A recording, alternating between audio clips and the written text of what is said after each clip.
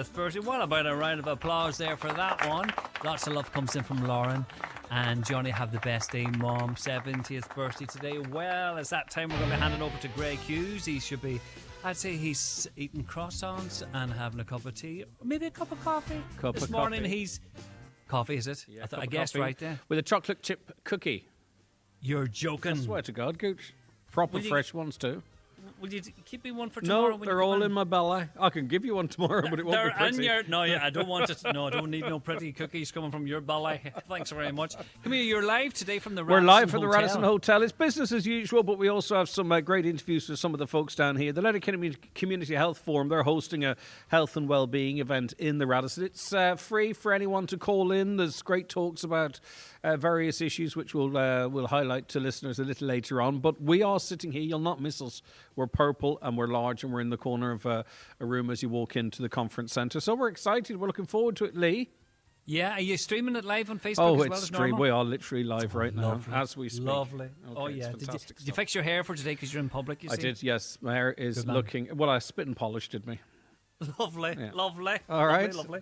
Well, I'll leave you to it then. All right, Have a Lee, good day. thanks very much indeed. All right, it is the 9 till noon show here in Highland Radio. We will be live, as I say, from the Radisson Hotel. But at 9 o'clock, let's cross over to Michaela Clark for a news update.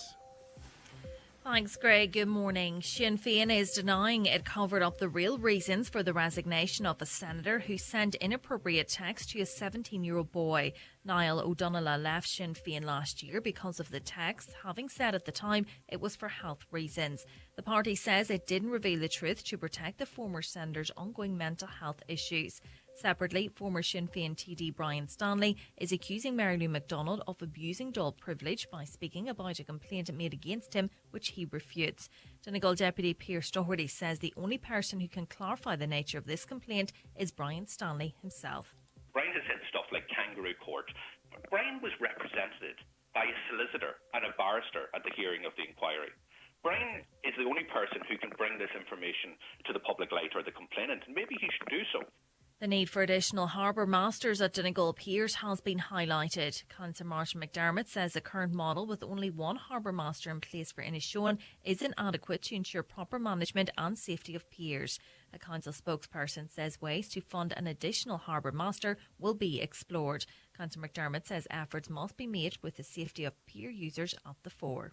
People's lives are at stake. People go out in boats every day of the week and risk their lives, and it's paramount on us as a council to make sure that those piers are kept and the health and safety is looked after in those piers, particularly in slipways and steps where you have algae growing and you have, maybe bait and stuff lying about the pier, and maybe boats parked in dangerous positions or cars parked in dangerous positions blocking entrances to slips. Female principals in secondary schools are facing twice the level of workplace violence compared to their male counterparts. A study carried out over 3 years found 38% of female respondents reported being bullied, 18% encountered threats of violence, while 15% said they experienced actual physical violence. Regina Fleur, president of the National Association of Principals and Deputies, says almost 45% of school leaders reported experiencing high to severe levels of burnout. With that level of burnout, 45% of school leaders having severe levels of burnout, relying on medication to manage anxiety, depression or sleep disturbance. What's happening also is that same percentage, we're experiencing a massive exodus of talent. A public meeting is taking place this evening to discuss a proposed battery energy storage system facility in Inishowen.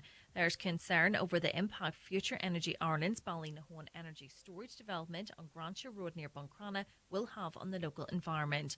A first of its kind in Europe, the project proposes to use iron-air batteries capable of storing energy for up to 100 hours when fully charged. The company has submitted a planning application to Donegal County Council. The meeting, organised by the Buncrana Fawn Against Untested Battery Storage Campaign Group, is taking place at Scoil Ishigan, Buncrana at 7:30 this evening. And for weather now, cloudy this morning but mostly dry with just isolated drizzle patches. Mild day with highest temperatures of 15 to 17 degrees. That's all from Highland Radio News for now. We'll be back with news again at 10 o'clock. Until then, good morning.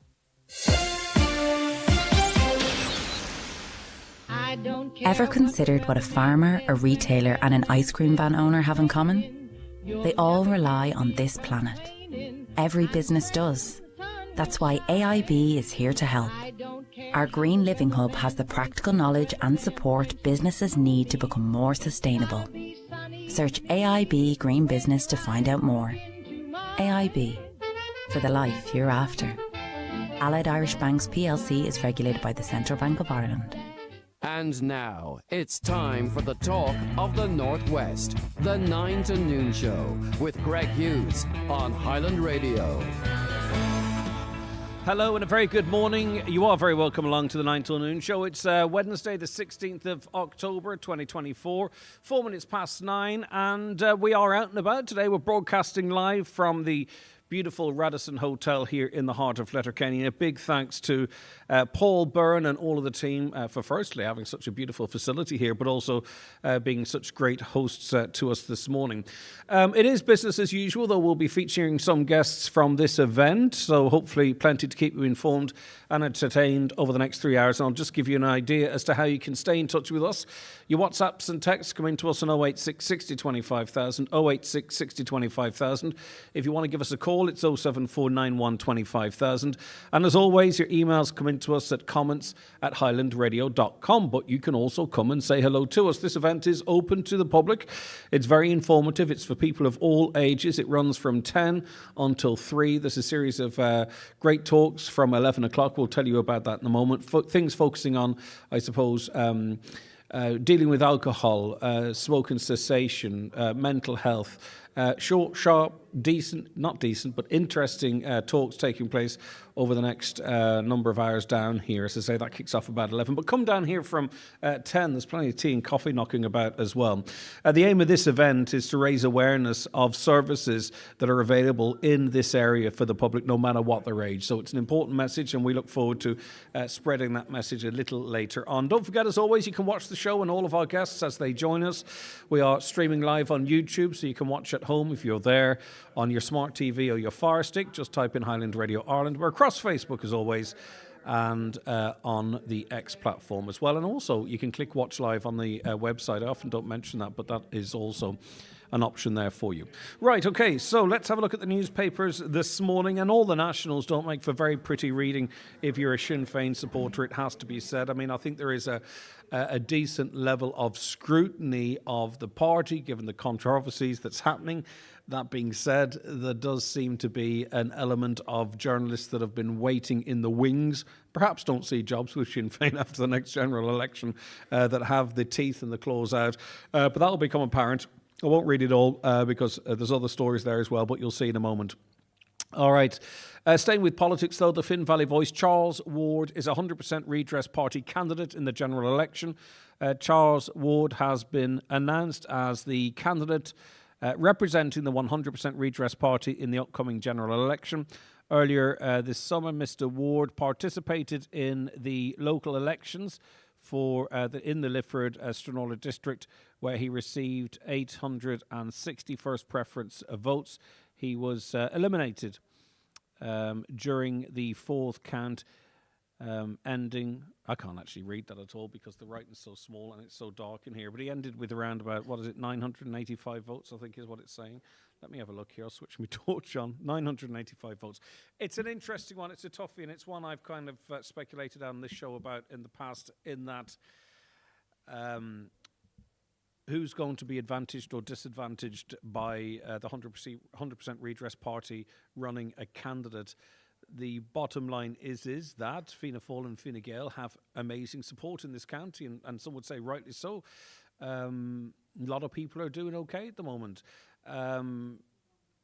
But if you get a candidate like this that stands like Charles, who's a very fine candidate, where is he going to pull votes from? Is it your traditional Fianna Fáil, Fine Gael voter? I doubt it, to be honest with you. You might get a second preference or a third preference. Who's it going to damage most? Probably Sinn Féin, if the truth be told. So it's a toughie. It's a big decision, a big call. And they've made that call, and we'll see how that pans out over the coming while. On to the Irish Times now, and Sinn Féin is facing renewed pressure amid political charges that it may have misled the Oireachtas with a tribute to resigned Senator Niall O'Donoghue last year, with the party facing intense pressure amid a series of controversies. Sinn Féin leader Marilyn McDonald said told the Dáil yesterday that Mr. O'Donoghue stepped down after sending inappropriate text messages to two individuals. One of them, I believe, to be a 17-year-old boy/man. One of the people was a 17-year-old male party member who contacted the party asking for the contact to stop. This triggered informal party procedures. The second person did not make the complaint. Ms MacDonald told the Dáil that on October 5th, 23, Sinn Féin party chairman, chief whip and Belfast chairman told him his actions were not acceptable, and Mr O'Donoghue indicated he would be resigning from the party and Shannon. A political focus quickly shifted to a statement issued by Ms MacDonald last December praising Mr O'Donoghue's contribution in politics, expressing the hope that he can overcome the health challenges he has had to deal with over the past number of decades, or the last number of months. Now, the issue, of course, is here. This is a sticky wicket for Sinn Féin, because the situation as it relates to the former senator and that of Mr McMonagle are clearly two very different things. One's an accusation, and a proven accusation of child abuse. The other, as it relates to the former senator, is inappropriate contact with a 17-year-old, not something that was deemed to be illegal. Where the problem arises, if you say nothing, that's fine. He can deal with his mental health crisis and in his own space, and that is okay. But when you do issue a statement as if he were completely untarnished, let me put it like that there, that's a problem, and that's a problem for Sinn Féin that they're going to have to deal with, and you can't explain it as away because it doesn't make a lot of sense to an awful lot of people. But it will rumble on, and I wonder what the outcome or the solution to that might actually be. Let's go on to the Irish Independent now, and fewer than 1/3 of you mortgage holders out there have considered switching in the past year, despite a surge in interest rates. The findings have been made in research commissioned by the Banking and Payments Federation of Ireland. The European Central Bank is widely expected to cut its key interest rates tomorrow for the third time this year. Research found that only 28% of mortgage customers have considered switching in the past year. A similar percentage have looked for information on mortgage rates available in the last 6 months. It is something that we don't want to do. I think we see it as too complicated. There is also a factor that many people might be in arrears, and there's also the thousands of people with defective concrete that no other mortgage company would want to entertain them. But that's not the key reason really here overall across the country. It is that we don't want to go through the hassle, even if it could save us thousands. Well, the findings also show that many consumers are not aware of information that can be important when comparing rates. And you can dig into that a little bit more. Maybe it's something you might consider. Maybe this is the beginning of things to come. It's in the Irish Daily Mail. Gardaí have arrested a man in his 40s for purposely sharing a post about an immigrant which they said the man knew to be false. The arrested man, who resides in Wicklow, is a well-known and anti-immigrant activist who's been vocal on the immigration crisis and often posted from demonstrations around the country. He was arrested yesterday after an investigation into tweets he shared on X. Those tweets showed a man on a bus in Newtown Mount Kennedy in Wicklow, and were accompanied by false claims the man had interacted inappropriately with a minor. The arrested man is well known to Gardaí and has been present outside the Centre for Migrants, which opened in Newtown Mount Kennedy early this year. That same site at the Trotter House had been the site of multiple protests, including demonstrations which resulted in the public order unit being deployed. I'm not sure who it is, to be honest with you, but... now on to the Sun this morning. Two of the Stardust families have snubbed an invite to Irish Nuachtar today. It comes after a row over the President's refusal to back them more than a decade ago. We've learned, the paper has, the family of the late Michael Barrett, 17, and 27-year-old Murty Kavanagh will not attend any functions with Michael D. Higgins over a 2013 snub. A spokesperson for President Higgins wrote to Gertrude Barrett, Michael's mum, in February 23, explaining that he could not be associated with their decades-long campaign to get justice for the fire victims. I mentioned it in the papers yesterday. I still actually am not privy to what was said because I didn't check it out. But anyway, it's to do with Brendan O'Carroll, and RTE has come out in his defence. Well, RTE's Joe Duffy has come out in his defence. He said that Mrs. Brown Boy's creator, who's a good mate of his, obviously, Brendan O'Carroll, has an racist bone in his body, as he came out in his defence for making a clumsy racist remark. I've never made a clumsy racist remark on air, but apparently you can do it, and it's a mistake.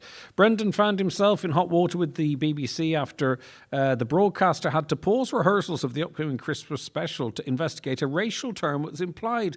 The 69-year-old funnyman has since apologised for the remark, and Duffy has now defended the star after the incident hit the headlines. It's quiet here yet, Caroline, isn't it? 10 o'clock, the door's open, is it? 10 o'clock, okay. So get down here, by the way. They're just setting up here at the moment. And just a bit of a full stop on the coverage we've given this week to struggling small and medium enterprises. Businesses need more support from government to deal with a tsunami of costs, or the main streets of Irish towns will be left hollowed out, a protest heard. The owners of restaurants, cafes and pubs, supported by groups such as SPHE, the Hairdressers Association and the childcare sector, marched past the Department of Finance to Leinster House yesterday over the lack of support offered to small and medium-sized businesses in Budget 25. Now, we spoke to quite a number of Donegal business people as they headed down to that protest yesterday. If you didn't hear the show yesterday, well worth re-listening to, because it does give you an insight into some of the situations that these people are facing. So, just to let you know, before we start welcoming on our first guest to the show, that we're down here at a Health and Wellbeing Event. It's in the Radisson Hotel here in Letterkenny. It's open to the public. It starts at 10 and runs until 3 p.m. It's hosted by the Letterkenny Community Health Forum. And the aim of this event is to raise awareness of services provided in the area for the public, no matter what their age. Services in the Letterkenny area will have information stands today. Some health checks will take place too, and we'll have 4 talks throughout the day, kicking off at 11, running till 3. Right, okay, so at 10 o'clock, sorry, I beg your pardon, at 11 o'clock, 10 tips to stop smoking. Dawn Hannah's a speaker on that talk. That's down here in the Radisson, as I mentioned. At 12 noon, Paula Leonard of Alcohol Forum Ireland will be discussing alcohol issues, of course. Then at 1 p.m, there's a talk on from Mental Health Ireland. Bill Vaughan will be there to talk about that, and also the importance of exercise, a talk at 2, and smoking, drinking, looking after your mental health, looking after your physical health, 4 really important things, and 4 great talks in relation to that. There's something for everyone down here. There's tea, coffee, all welcome. It's a completely free event, so if you're stuck for something to do this morning and you're in and around the Letterkenny area, why don't you come down? Right, Caroline, do I have the comments from yesterday? No? I'll get to those in a moment. Right, I have them, but I don't have them in front of me. All right, it is the 9 till noon show here on Highland Radio. It is 16 minutes past 9. We'll be back with more on the show after we take this quick break. Stay right where you are. The 9 till noon show is brought to you by Letterkenny Credit Union. Seasonal loans now available for Christmas. Apply online or via our app today and get your loan transferred directly to your current account. This Thursday the 17th, Around the Northwest is coming live from Foy's in Ballybuffet. With Christmas coming down the tracks, we'll be looking at some of the most popular toys this year. Also, getting some tips about decorating and furnishing homes for Christmas and beyond. And we'll have some giveaways. So join us this Thursday from 12 on Around the Northwest, live from Foy's in Ballybuffet. Cupra. People tend to become obsessed. What is it? Where do I find it? How do I get one? And the new Cupra range will only increase that sense of desire, with power options from petrol and diesel to plug-in hybrid and full electric. Experience the new Leon, the new Formentor, and the new all-electric Born VZ. Available now with exclusive offers. That thing you feel? It's called obsession. Visit CupraOfficial.ie. Your local Cupra dealer is DMG Motors, Clar Road, Donegal Town. Telephone 074 97 21396. Ready to transform your smile? Discover the magic of Blue Poppy Dental in Letterkenny and Donegal Town. With implantologists, surgical and cosmetic dentists, orthodontists and an endodontist all under one roof, we've got all your dental needs covered. Starting your journey is easy. Call us on 074 0891 20355 or book your appointment online anytime through our user-friendly patient portal at bluepoppydental.com. Blue Poppy Dental and Orthodontics, where smiles shine brighter. SSE Airtricity harnesses our greatest natural resource, providing cleaner, renewable energy for homes and businesses across the country. While we all want a greener tomorrow, we also want to save on our energy bills today. With our recent price reductions, you can do both. Right now, we're offering a range of highly competitive energy plans. Switch now and you could save with one of our great introductory offers. To see our very best offers, go direct to ssceairtricity.com. SSE Airtricity. This is Generation Green. Since January 2024, we've decreased our domestic electricity variable rates by 22.8% and gas variable rates by 21.5%. For more information, visit ssceairtricity.com. Highland Radio Time Checks brought to you by EirGrid, the operator and developer of Ireland's electricity grid. EirGrid, powering up communities, powering up Ireland. The time is... You're very welcome back. The time is 9:19. Delighted to welcome into our outside studio here Mary Walker-Callaghan, who's a community support worker for Community Health Forums in the county and regional manager of Lifestart Services. Good morning to you, Mary. Thanks for joining us. Good morning, Greg. It's great good to have you in. Here. Lovely event. What a setting. It's a great setting. It is, and it's great to have Highland Radio here with us. Well, it's our purpose. This is a community event. We're a community organisation, so we're more than pleased to be here. Right. So, talk to me about this event and how it come about, or what's the hope to achieve. Okay, well, I suppose just to give you a bit of information about community health forums, there's about 16 community health forums throughout the whole county. And community health forums are made up of community groups and individuals that are interested in the health and well-being of their communities. So we try to look at what the needs are within a specific area and organise different events for that. So this morning, the event is around health and well-being, and it's to inform the general public of what's available to them. Sometimes they find it hard to navigate what services are available, so it's about bringing everyone to one spot and they can come in and talk to people. And also, too, you know, what happens is we become needs, and we need services at different times. Okay? So someone could have just moved to the area, for an example. Okay, you're like, well, where do you go? Where do you begin? But also, someone could find themselves struggling in life a little bit. Maybe they're losing.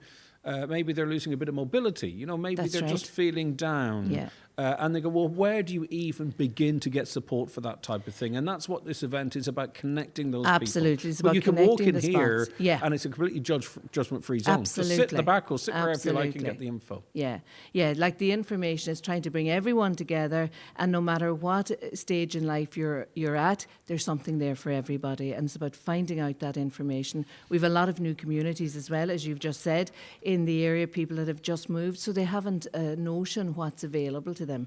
So and it's good networking for the different services to meet up as well, so that they're aware of who's available within the community. When we talk about statutory and community, sometimes the language that we use is like, well, what does that mean? Because we're here to try and make it as simple as possible, right? So what's statutory, what's community? Yeah.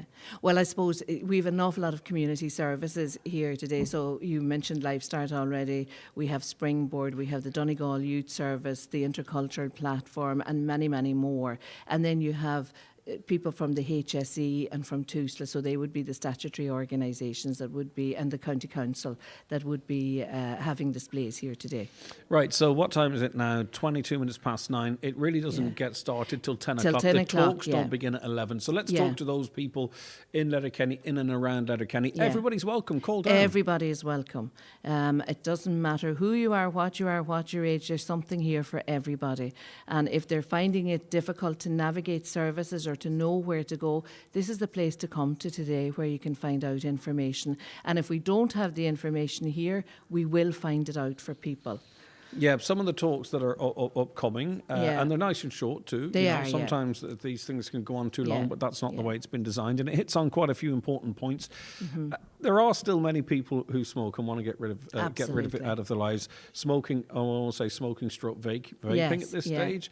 There's a talk on that from 11 o'clock. 10 tips to stop smoking. That's right. That's right. And even So just it starting is. the conversation in your own Absolutely, mind. starting the can be conversation useful. and getting people thinking about giving it up and how they can give it up. Because, you know, I'm a past smoker myself. I have gave them up many, many, many years ago. But I know how difficult it is for people to stop smoking. So this should help people start the process. Yeah, indeed. Paula Leonard's up, and we'll talk more about this as we go on. I'm just trying to flag what's coming up for our listeners. Paula Leonard, Alcohol Forum Ireland, 12 noon. Paula very familiar to listeners to Highland Radio. Very passionate, very well spoken.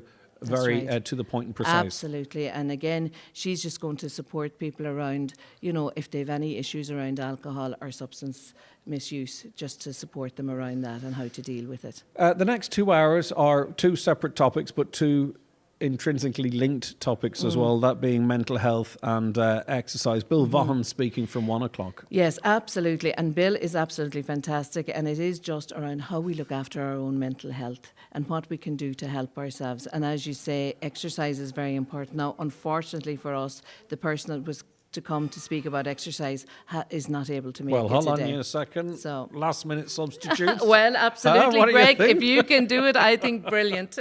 The only problem is I have no clue, but I'm a good bluffer. Right, okay. Well, listen. So, importance of exercise from 2 is... No, that's the one. Unfortunately, the person contacted me this morning. They're not able to make it, so we won't have that talk going ahead unless we can get Greg. I'm telling you one thing, right? I know some, not me, but I know some excellent people around this area who might be able to step in there if it's up to you. That would be great. It would be fantastic if we had. We might be visiting some of them on Friday. I'm just wondering if they're listening because it would be lovely to put that that bookend on it. Yeah, because exercise is important and we know it's good for our mental health, so it is an important topic to discuss as well. And I suppose the other thing we were going to ask people to do today, we have a very short evaluation for them to fill in, just what their needs are and what they would like to see the Community Health Forum do in the future to meet those needs. What a perfect opportunity to get what about these health checks? What's going on there? Well, that will be the HSE, so they will be doing blood pressure checks and stuff like that, and we'll have diabetes nurses here, so they will be able to talk to people.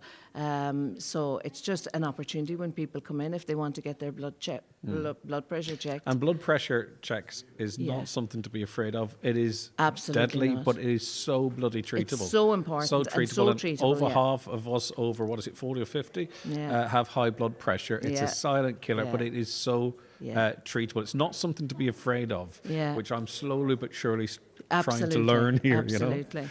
And, you know, a doctor was saying to us recently that of all the medication you take, the most important to take is blood pressure tablets. So it's important that people keep a check on their blood pressure. All right, great stuff. All right, listen. Thank you very much for that. Greg, thank you. It's great to be down here. It's going to be a great event. I just want a lot of people perhaps who hadn't known about it to say, you know what, I'm at a loose end this morning. Let's get down there. Yeah, and it is. Just drop in. You don't have to be here from 10 till 3. Just drop in, find the information you want, and you can head away again. But if you don't get down here before 12, you won't see us. Exactly, and that's important, Greg. Caroline, do I have those comments? Thank you very much indeed for that. It's been lovely speaking to you. And we'll get back to, we have loads more guests in the future. That's Mary Walker-Callahan, Community Support Worker for Community Health Forum in the County and Regional Manager of Life Start Services. Right, okay, actually, just on a light note before the break, because we have some bigger issues that we were talking about yesterday to catch up on as well. But we were asking who should be the Donegal Person of the Year. Now, this is only for fun. This isn't, if you contact us, it's not a nomination, and we've kind of wrapped it up now, but some of you took the time to text, so I thought I'd run through some of those. You can go to donegalassociationdublin.ie, I believe it is, where you do your official nomination. But anyway, Seamus Coleman for Donegal Person of the Year. He's a terrific ambassador and captain for Ireland, let alone Donegal. He came back from horrific injuries and still fights and gives 100% in every game. He's a credit. Not too many players last as long as he in the Premier League as he has done. No better woman to get the Donegal Person of the Year than our own Margaret O'Donnell. It would align, wouldn't it? She's just celebrated 60 years in the music business. She had a full house at her concert in the Mount Errigal Hotel. Very staunch Donegal woman, as the listener points out, is our Margot. She never fails to mention and support Donegal at every opportunity she gets.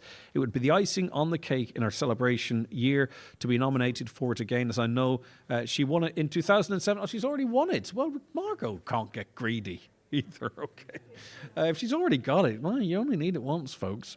Let me see. Do you need to be born in Donegal, Greg, to be the Donegal Person of the Year? No, they kind of changed that around a little bit or loosened that, so you don't actually have to have been born, just strongly associated, strongly connected. John Gallagher and Glen Finn, anything the community has he fought for and got. Well done, John. I think, see, part of this is actually just to recognise sometimes people who've done an awful lot in their communities. I think Brendan Dunyan, Senior Ballybofey, should be nominated as Donegal Person of the Year. He volunteered most of his life to Sean McCool's GEA, from his big jobs to small jobs. He did it, Chairman, to making sure the shops are stocked on match days. Nice wee tribute there as well. I'd like to nominate Helen Nolan, Spriaga Sport, Karen Dunna, for all she's done for children with disabilities and running a fantastic social enterprise, giving employment to at least 30 young people and adults. And a couple of you... not as many as I would have liked, to be honest with you, but a couple of you also suggested me. I could count them on one hand, not using the thumb or the index finger. But anyway, nonetheless, it's appreciated. It's not my thing, but thanks for that. Rightio, we are going to take a break. You tune to the 9 till noon show here on Highland Radio. Loads of great guests and great content on the way, so stay right where you are. Watch the show live now on YouTube, Facebook and at highlandradio.com. The 9 till noon show is brought to you by Letterkenny Credit Union, offering low-rate car loans with fast approval. Apply online at letterkennycu.ie or in office today. Be first to drive the all-new Nissan Qashqai. Join us at iMotors for our 251 sales event from October 17th to the 20th. Pre-order with us and be in with a chance to win €10,000 cash, as one lucky customer will win this amazing prize. Let's talk about lamb. Quality assured lamb. There's so many ways to enjoy its natural flavour, like tender lamb pieces for a midweek teriyaki stir fry, or succulent lamb chops, delicious with minty couscous. And for the weekend, leg of lamb with rosemary that the whole family will enjoy. For great meal ideas, visit boardbia.ie/recipes, and always choose lamb with the Boardbia quality mark, so you know it's produced to Boardbia's high standards, verified at every stage. Motto méidir cliste agat, becheartert plan méidir cliste o Electric Ireland oil freshen. Leis an bhuiineh úsáidan tú a bhrisise síos bhealach fachas hana.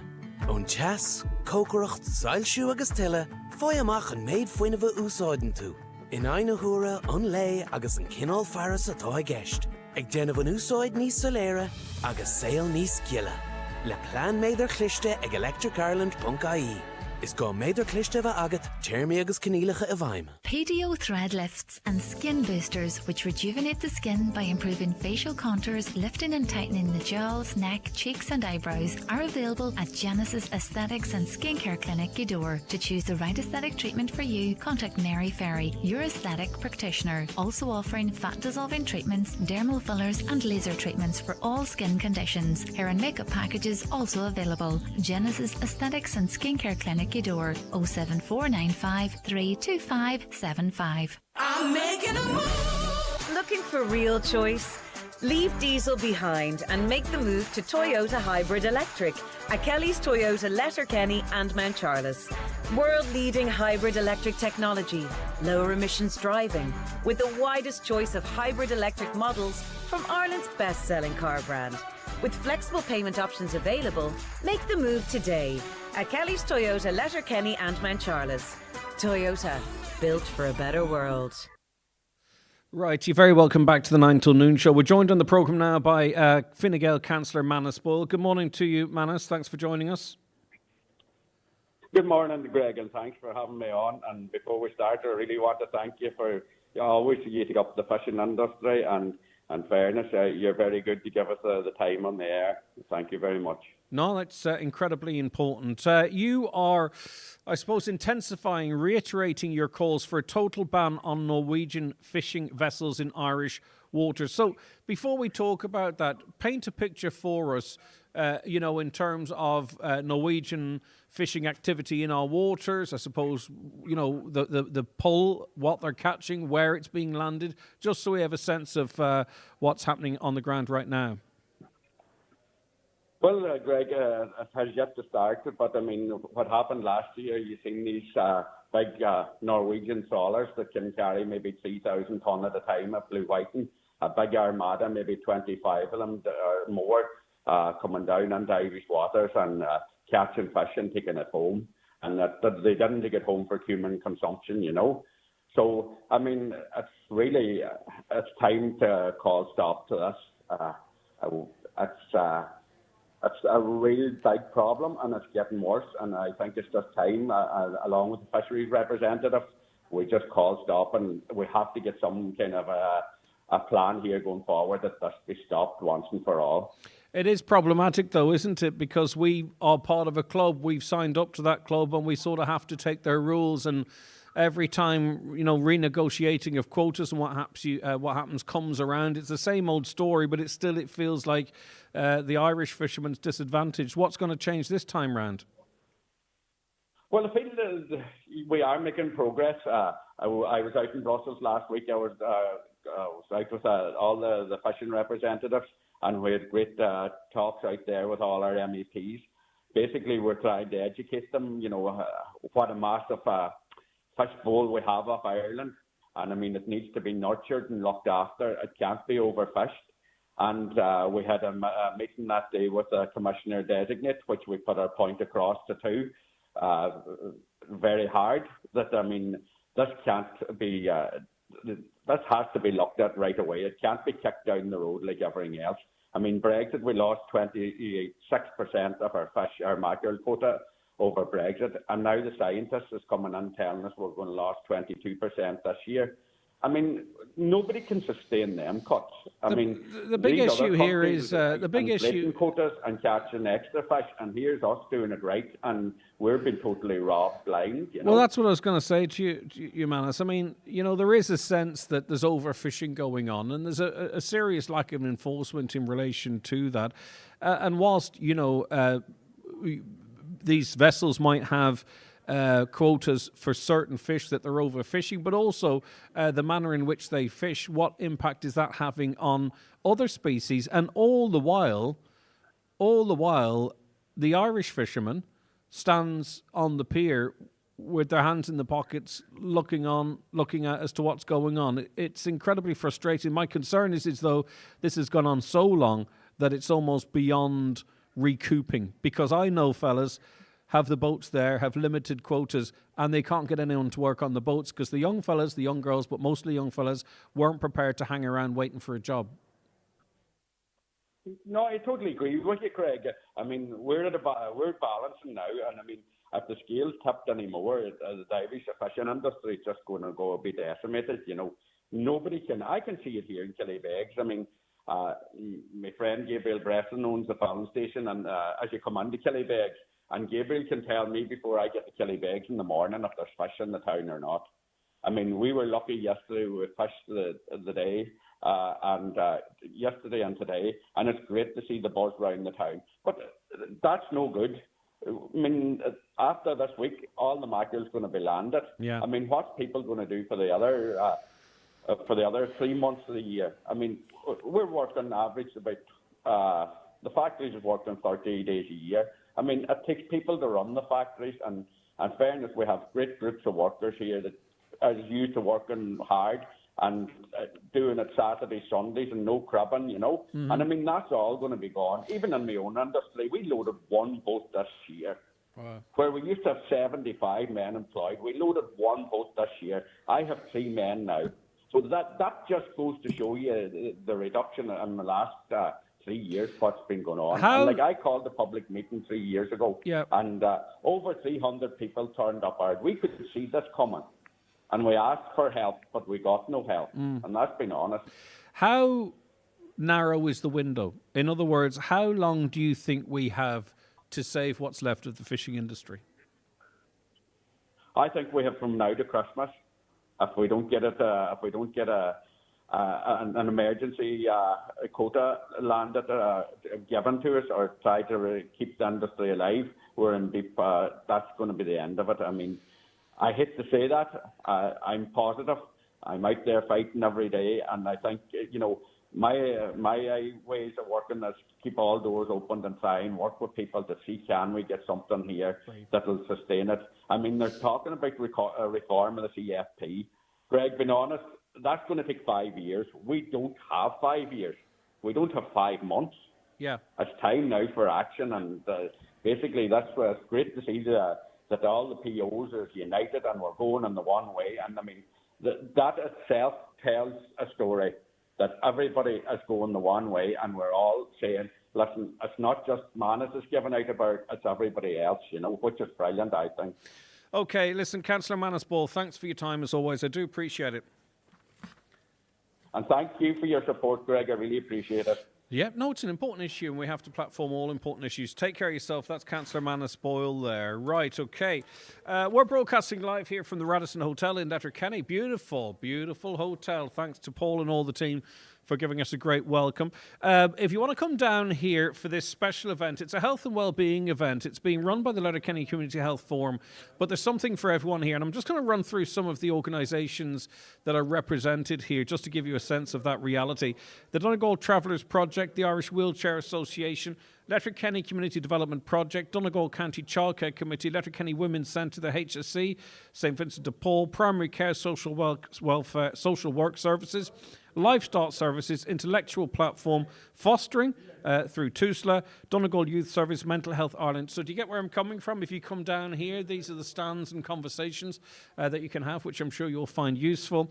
Cara House, Family Resource Centre are here, Older People's Council, Donegal Library Service, Donegal Parenting and Family Support Service, Springboard, the Council, Letterkenny Youth and Family Services, Alcohol Forum Ireland, the Donegal Local Development Company, Health Promotions, Smoking Cessation, Children and Young People Services, Parent Hub Donegal, Letterkenny Social Prescribing.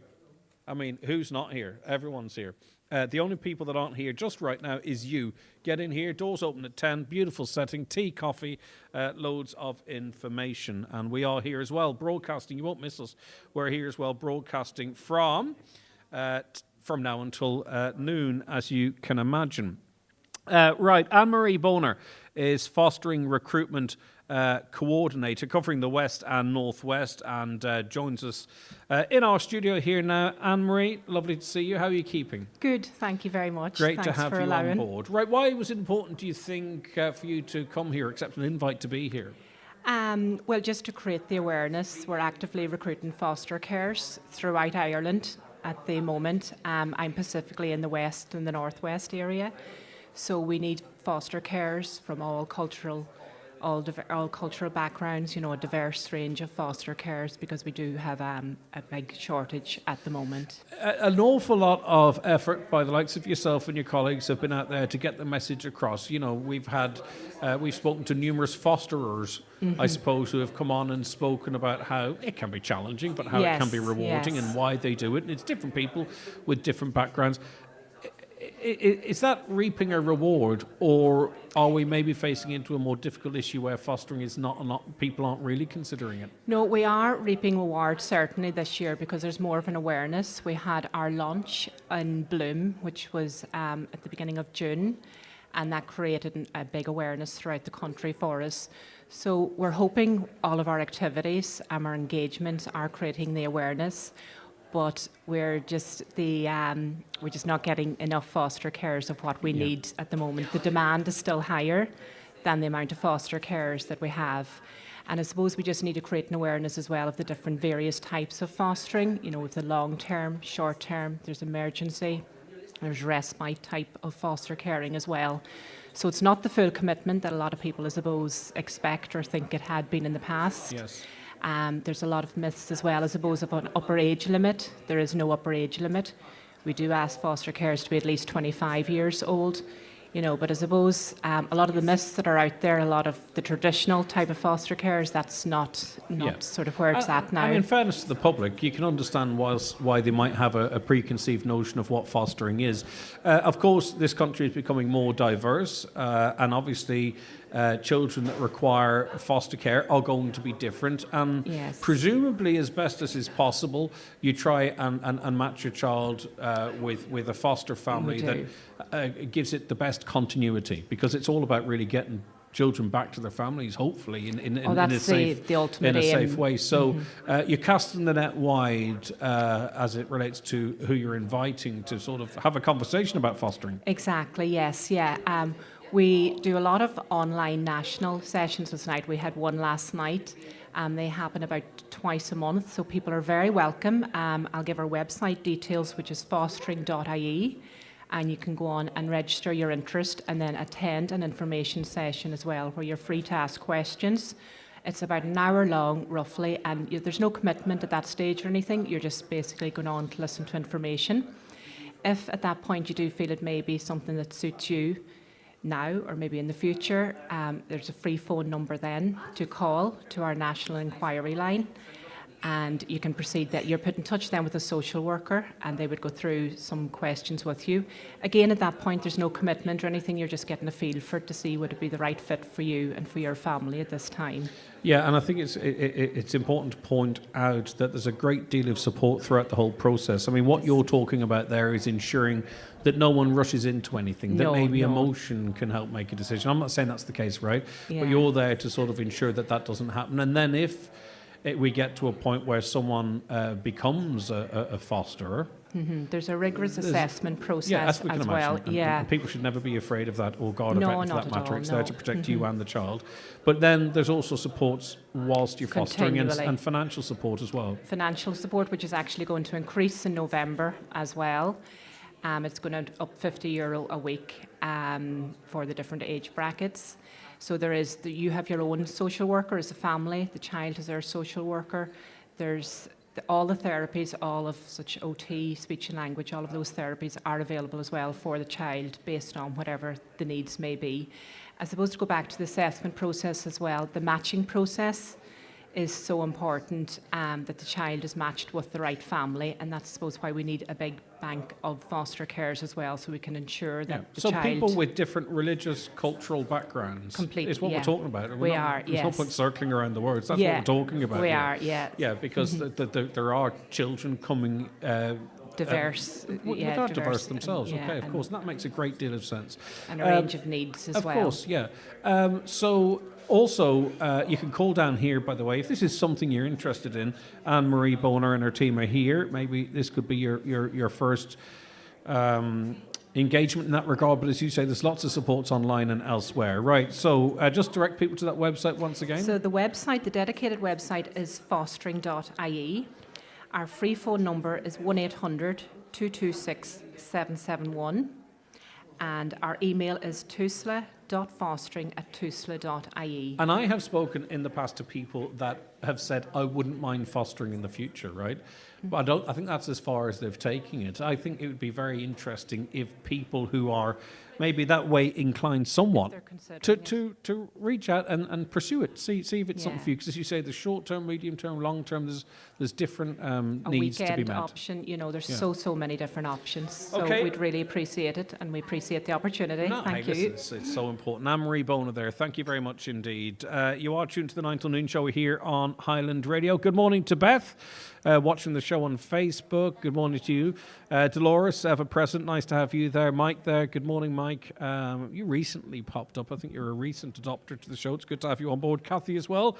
And the hundreds of the rest of you watching our stream across our various social media platforms. It's good to have you on board. Okay, just to remind you, you can get down here to the Radisson Hotel if you're in the Letterkenny or surrounding areas. It's running from 10 till 3. Loads of great talks and what have you. Right, we were talking yesterday about the SPHE. Rebecca McDade was in studio with us. We were talking about some of the fears, some of the realities, and so on and so forth. Lots of you texting in. I committed to get to some of these. I can't do them all now, but we'll do a couple now and then get to more later. Gray, yes, it's important children are kept safe. Rebecca is trying to make it clear the information being proposed in these books are way beyond what's necessary for young children. Teach respect, not encourage sexuality in our youngsters. Well done, Rebecca, from a concerned grandparent. And I agree. I 100% agree. But every day I get press releases from Garda Síochána talking about 12-year-olds, 13-year-olds, 14-year-olds that have fled the family home, that are missing and go missing for days on end. Do they have all the information they need to protect themselves, for an example? I don't know. I'm only interested in what's best for all children, not just maybe those that are brought up in certain types of homes. My sex education was in the blue shed at school or smoking round the back of the school. At least 40% of it was wrong. Okay. Greg, you're not aware that schools already have the Stay Safe programme that provides for all of what you're talking about. Also, re-consent. Listen, the age of consent is 17. Greg, you're too quick to dismiss very important factual information being shared by the lady. Not at all, not at all. But if yesterday, in the conversation, I just felt that some of the conversation excluded children from certain homes where they're not educated in the home. And how could we be interested in childcare if we're not ensuring that it's for all children and not just some? It's a question. It's just to make sure it's happening. Greg, you're really messing up that interview. Too much of your own opinion. Thank you for that. Greg, you're 100% right. Knowledge is protection, and unfortunately, not all guardians can be trusted. So, in this situation, it has to fall on the state to provide this protection in a clinical manner. Ask these parents how many of their children have phones with internet access, and how much do they monitor that? Because the stuff I hear, what other kids my daughter's age are seeing online, is much worse than in schools. That's a fact too. Hi, Greg. In relation to the sexual education conversation, personally, I'd rather my children be taught by trained educators on the matter than finding the information on the internet and making up their own minds about it. I teach my kids to the best of my ability. However, not every parent or caregiver is responsible or even responsible enough to do this. Also, it teaches them that their sexual urges are nothing to be ashamed of. Right, okay, more of those as this morning wears on, but this hour is flying. It's time for us to take another break. We'll be back very shortly with more on today's 9 till noon show. The 9 till noon show with Letterkenny Credit Union. Simplify your debts with a debt consolidation loan from Letterkenny Credit Union. Call us on 074 910 2126 or apply online via our app or in office today. Go full Lidl for super savings on board Be Approved Super Savers. Sort dinner with succulent pork loin chops, were $6.79, now $5.49. Fry up flat mushrooms on the side, 50% off, now 49¢. Or maybe a tasty turnip is more your thing, also 49¢. Go on, shop without compromise. Go full Lidl today. At the heart of every successful business are highly skilled and talented people. That's why at SkillNet Ireland, we know that every skill counts. Whatever sector your business operates in and whatever skills you or your business needs, contact one of our 70 SkillNet business networks for training and development that's industry-led and can improve your business success. Visit skillnetireland.ie for upskilling and reskilling supports to develop your team. SkillNet Ireland is a business support agency of the Government of Ireland. You are the heart of your farm. Your fields, your livestock, your family all depend on you. But to take care of them, you need to take care of yourself. Free health checks are coming to marts and events near you, making it easy to look after your health. Prioritise your health today. Visit ifa.ie/health check for more details. Because you are the heart of your farm. This is an IFA initiative supported by CRE and funded by the Department of Agriculture.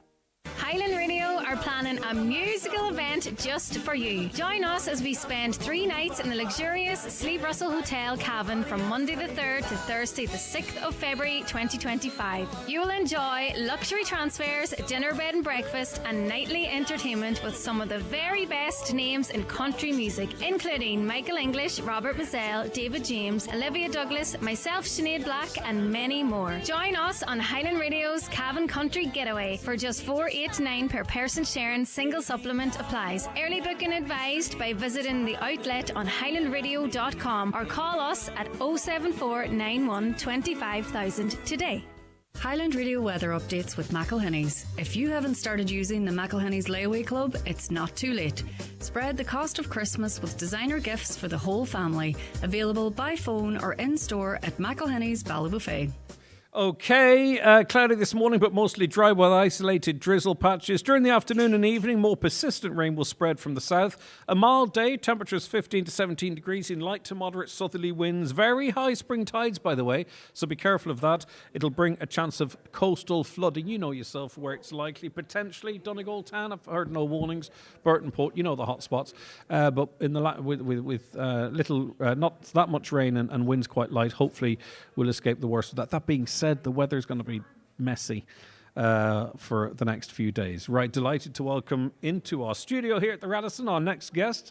and she goes by the name of Aisling Nibbs. Aisling, thank you so much for joining us. Good morning to you. Good morning, Greg. Great to have you with us. Now, you are a librarian. I am. That's a lovely thing to be able to call yourself, isn't it? How does one become a librarian? Well, I'm with the County Council now for 22 years. Well, so you've earned it. So 22 years in the council and I could call myself a librarian. Right, okay. You work at the... you're talking to us about the Donegal County Library, which is not just about a great resource for books. So how would you sell it? Well, Donegal Cultural Services comprises the library service, the museum and the archive service. So I'm part of Donegal County Library, and I suppose we're here just today to promote the health and wellbeing aspect of the library service and cultural services.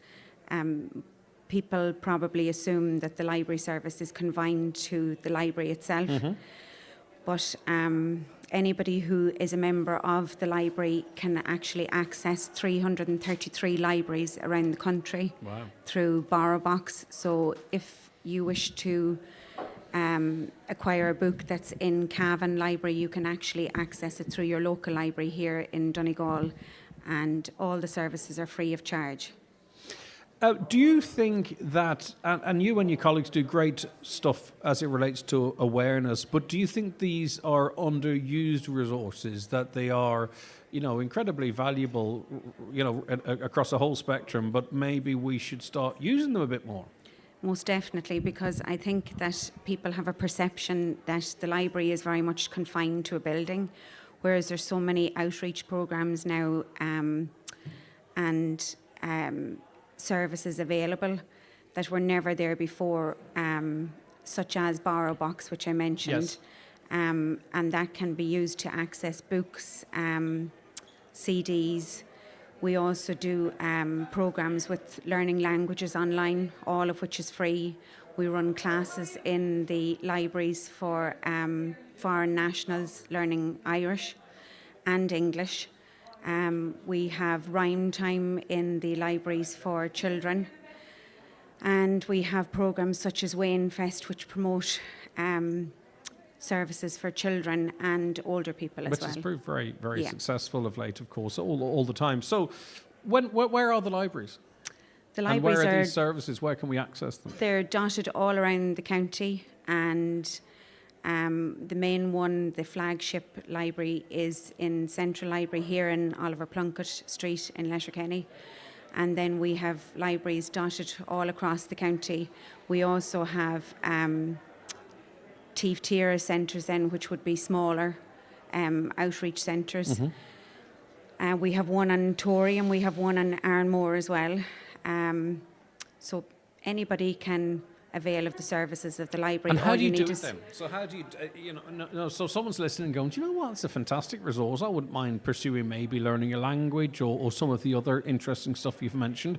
So how does someone listening start engaging with the library and cultural services? If you go into your local library, go on to donegalllibrary.ie, you can access a list of all the local libraries and go into your local library with some ID and fill out a membership form, and they will issue you with a card which automatically entitles you to avail of all of the services within the library service. Sounds pretty easy, sounds pretty good. Thanks so much, Aisling. No problem, Lovely Greg. to talk to you. All That right. is Aisling Nibbs, a librarian, talking about Donegal County Library Cultural Services and all the other brilliant services that are available. Maybe you didn't realise it, right across the county and offshore and everything. Just to remind you, we are here at a very special Health and Wellbeing event in the Radisson Hotel in Letterkenny. It's being hosted by the Letterkenny Community Health Forum, and it's about raising awareness of statutory and community services available in the area. And it's not just the area, because as you heard from Aisling there, it's right across the county, and it doesn't matter what age you are, from the little ones to the older ones. And there's loads of information stands here, actually far too numerous to mention. I did mention at the start of the show, but I couldn't go through them again. But something for everyone. Get down here. It officially opens at 10. Talk start 11. But for me, Greg Hughes and the team, rejoin us after we take a break for the news and the obituary notices. The 9 till noon show is brought to you by Letterkenny Credit Union. Digital loans now available. Apply online or via our app today and get your loan transferred directly to your current account. Poor Sandra. She's bedbound, burning up, wishing she'd gone to Boots. Her throat's sore, head's pounding, and on top of all that, now she's worried she's missing out. Because judging from the group chat, she's just missed a great night with friends. Make the most of this winter and help protect yourself and the people around you. Get your winter flu and COVID-19 vaccinations at Boots. Book yours in-store or at boots.ie/flu. Boots. With you for life. Eligibility criteria apply. Charges may apply subject to availability. Glasgow calling. Fly from Donegal with Loganair for a seamless travel experience. Book your flight now at loganair.co.uk and discover the vibrant city of Glasgow. Travel with ease and comfort from Donegal to Glasgow with Loganair. With more routes nationwide, your TFI Local Link bus service provides connection to the wider Transport for Ireland public transport network. Save up to 30% when you use your TFI Leap card on TFI Local Link services. For route and timetable information, visit transportforireland.ie. We're Transport for Ireland. We're Transport for you. You join us for the World Final Chip Sizzle Freestyle Contest, and the team from Charlie's Chips are in the lead.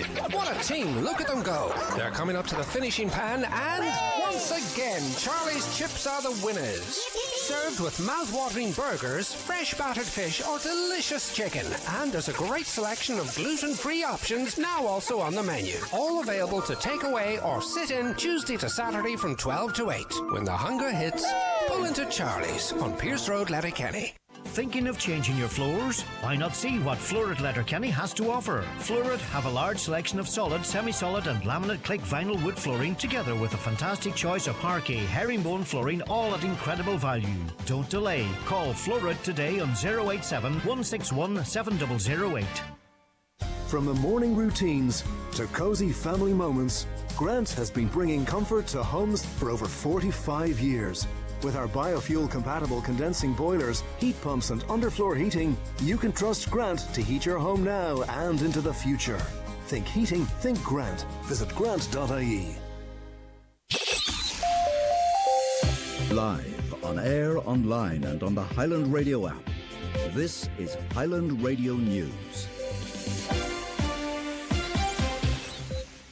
Good morning, I'm Michaela Clark with the news at 10 o'clock.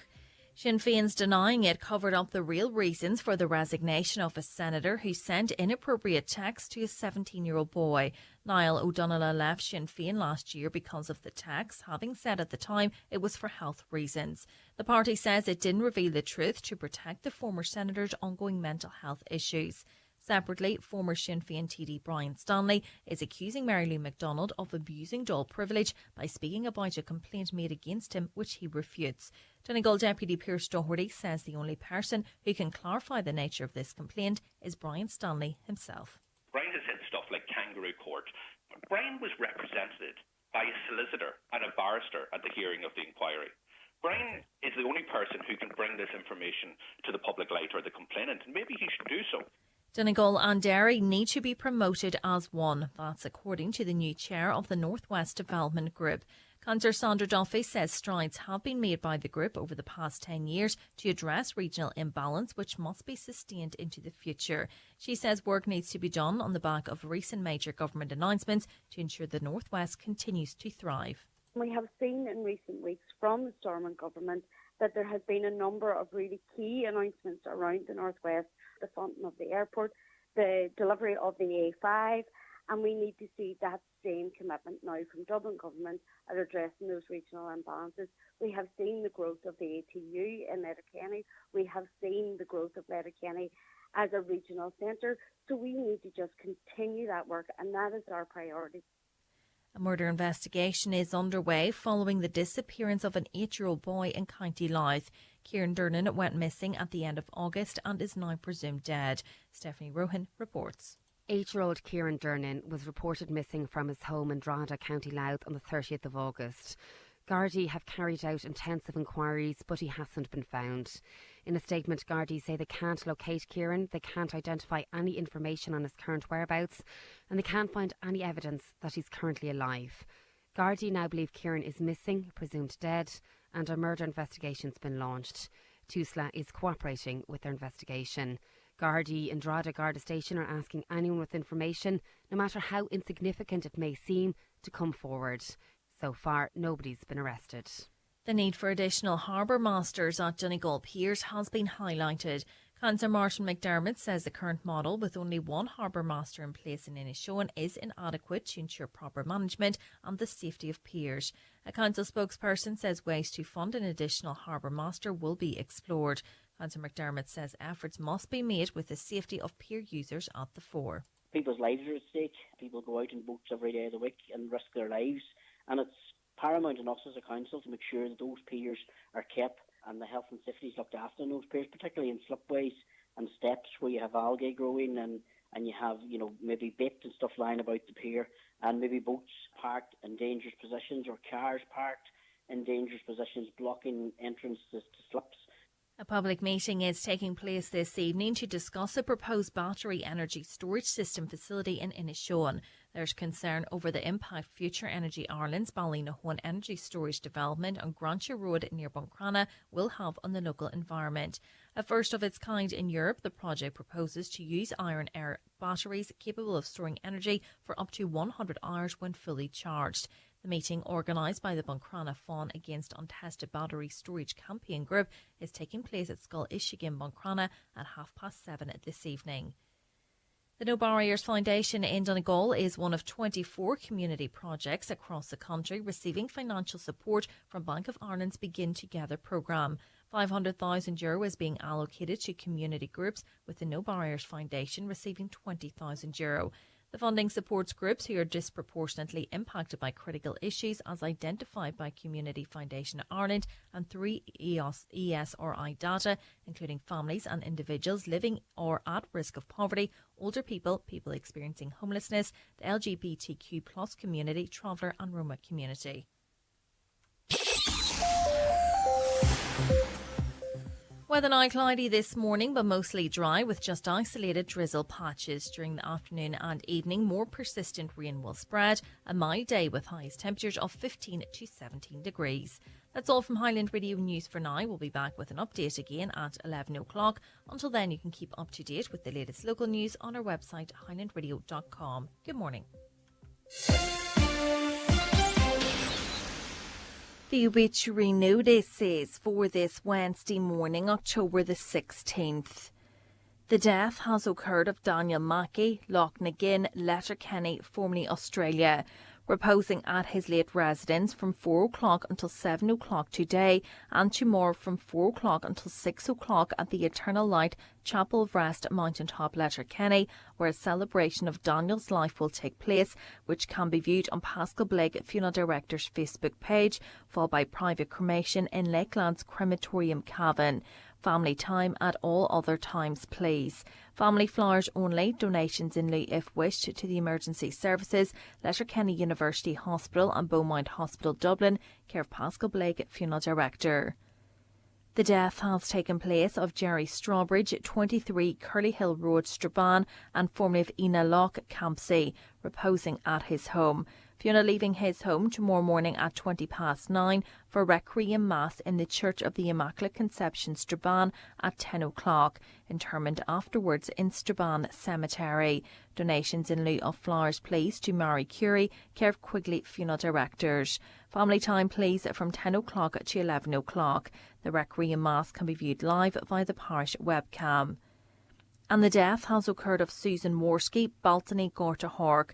Wake today with Rosary tonight at 8 o'clock. House private after Rosary until 12 noon and on the morning of the funeral. Funeral from there tomorrow morning for 11 o'clock Requiem Mass in Christ the King Church, Gorta Hork, with burial afterwards in the adjacent cemetery. Funeral Mass can be viewed live on mcnlive.tv. For family information and more details regarding wakes and funerals, please go to highlandradio.com.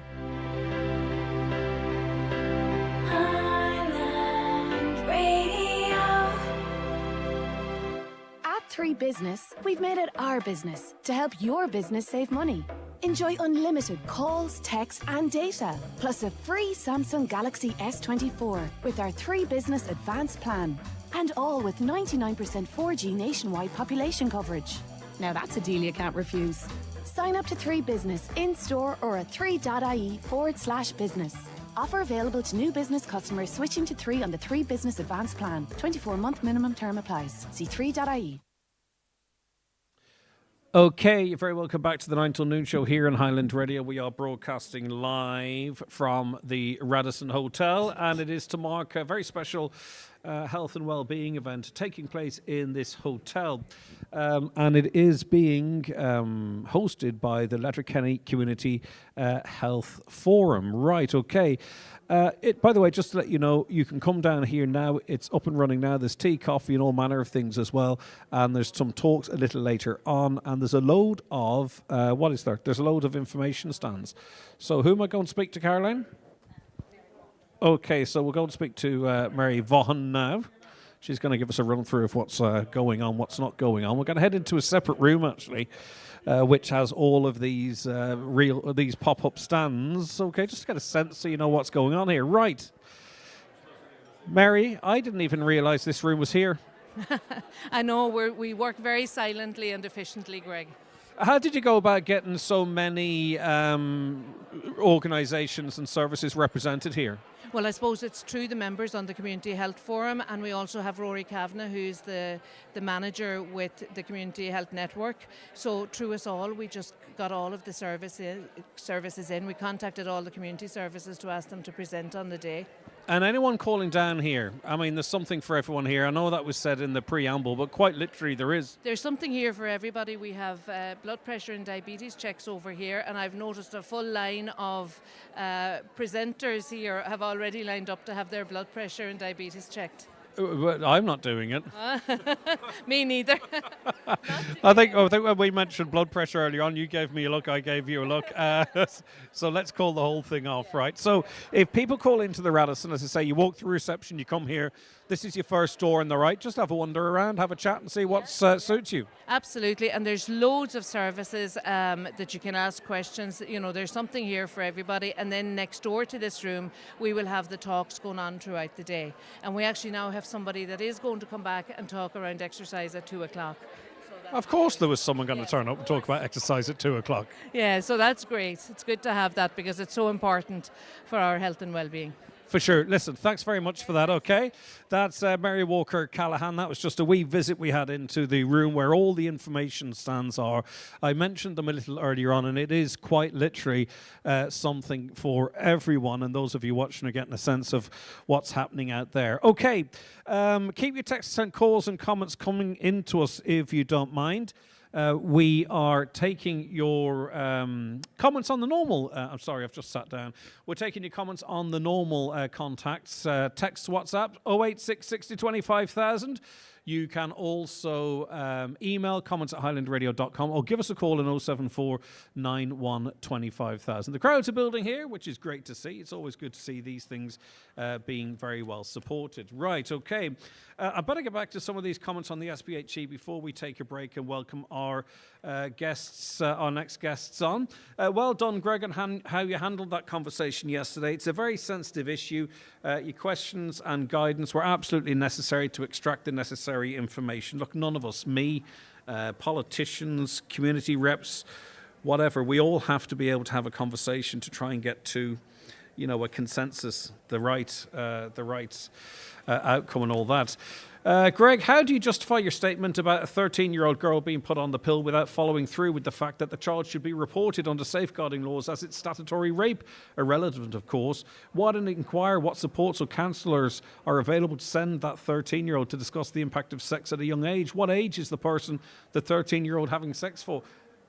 Really interesting questions I actually put through to a GP that actually said that it is they that if there's no lower age limit on someone that would could come forward seeking contraception, they'd be put on the contraception, and if they didn't want their parents contacted, then they wouldn't be contacted. And it's not my fault. I didn't make up the rules. That's what's happening in this country right now. So if you don't like that, I'm afraid you're getting angry at the wrong person. Good morning. What right-thinking parent thinks that book is okay for 13-year-olds? Totally appalled by it. It's paving the way for sexual predators to think that 12 or 13-year-olds think their advances are normal. Or as I say, are we sure it's not making sure that 12 and 13-year-olds realise that sexual advances aren't normal? Which is it? Or is it both? They go on to say that some teachers I know have the morals of an alley cat, so no thanks as well. We will teach our children what a healthy sexual relationship is, and 18, they can decide themselves. But who? For the children in certain types of homes where they maybe aren't cared for as they should be, or don't get the feeding that they should be, who's going to look after them? Do we have a moral responsibility to them, or are they collateral damage to our morals? Just a question, not a statement. A caller says it's simply porn what's in those books. There is a gender and it's called grooming. Another, oh my God, if my 13-year-old went to anyone and told them they were sexually active and they put them on the pill, I'd be furious. That adult who put them on the pill should report it to Garda and a parent. That is illegal. No wonder they're trying to lower the age of consent. Imposing secrecy in class. Wow, is that not what groomers do? Keeping secrets from parents when we as parents spend our lives telling kids to always be open and they can tell us anything. That's how abuse is left hidden. In this social discourse where you imply that people want to teach this stuff to kids because they're grooming, if that's what you say the motivation is you do also have to accept wrongly that others might say that you don't want the children to know so that they can also be groomed and not know what's going on. It's really unhealthy language, and both sides of that argument can make that charge, and it gets us absolutely nowhere and leaves the kids stuck in the middle. We need to people with different views get together, discuss it, and come up with what's right for the children. I can't believe what I'm hearing from Greg is coming across as far too woke and trying to be so liberal to the point of total irresponsibility. I don't see myself as that, to be honest with you. I suppose if you challenge conservatism, if I can use it that word, maybe I don't think the natural position is liberalism, but anyway. Seems like a charter for the promotion of paedophilia seems to be more about sexual degradation and pleasure than morals, which is, I can see exactly where you're coming from there, because it's not a conversation that we'd have been having 40 years ago, or even 30 or 20 years ago. All right, it is the 9 till noon show here in Highland Radio. Our next guest's coming up, but first let us take a break. Good luck if you're playing the bingo numbers today. It's time for Vision Ireland Bingo on Highland Radio. It's Wednesday, the 16th of October. You're playing on the blue sheet. The reference number is S8. It's game number 42.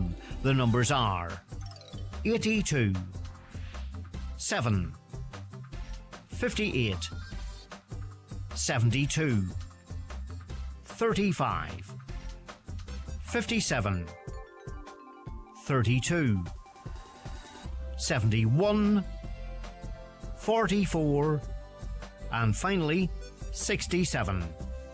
Phone your claim to 9104833 before 8 tonight, leaving your name, contact number and the name of the shop where you purchased your book, and we'll call you back the next working day. Get all your Vision Ireland bingo information at highlandradio.com. Shannon Airport knows precisely what suits a suitcase nicely, so find out concisely at shannonairport.ie. Affordable parking, easy access, seamless security and dream holiday destinations like Lanzarote, Paris and New York for a hassle-free airport experience for you and your suitcase. Start your dream holiday at shannonairport.ie. People all over Ireland have smart meters, just like Niall. After mine was installed, I signed up for a free ESB Networks online account. Anyone can, regardless of who their supplier is. Now I actually understand how I'm using my electricity. This has helped me pick a tariff that's right for me. Niall's home is just like the other 1.8 million homes in Ireland that have a smart meter. Start seeing how your smart meter can work for you and sign up for your free online account at esbnetworks.ie. Join us to deliver a smarter, cleaner electric future. ESB Networks, energising your everything.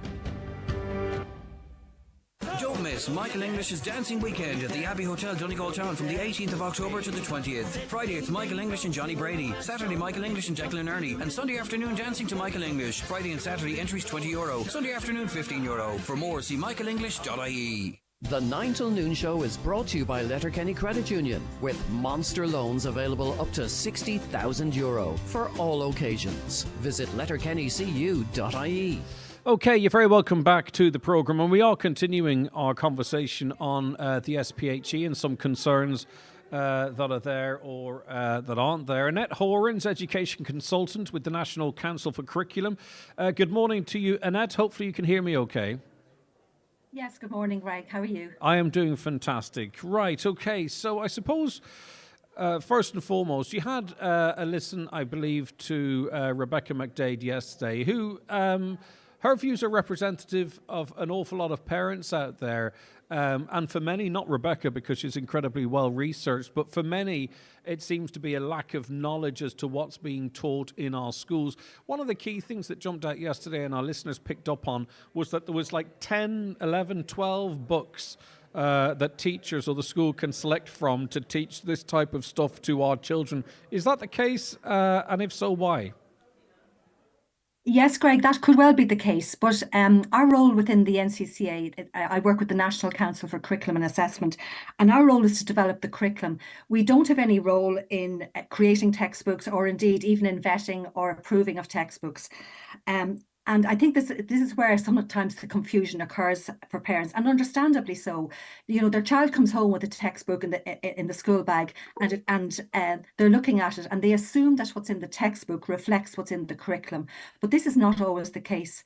We have a scenario here where the curriculum was developed in a really rigorous and thoughtful manner. It took years to get to this point. We consulted with parents, with students, with teachers, with experts both within and beyond Ireland.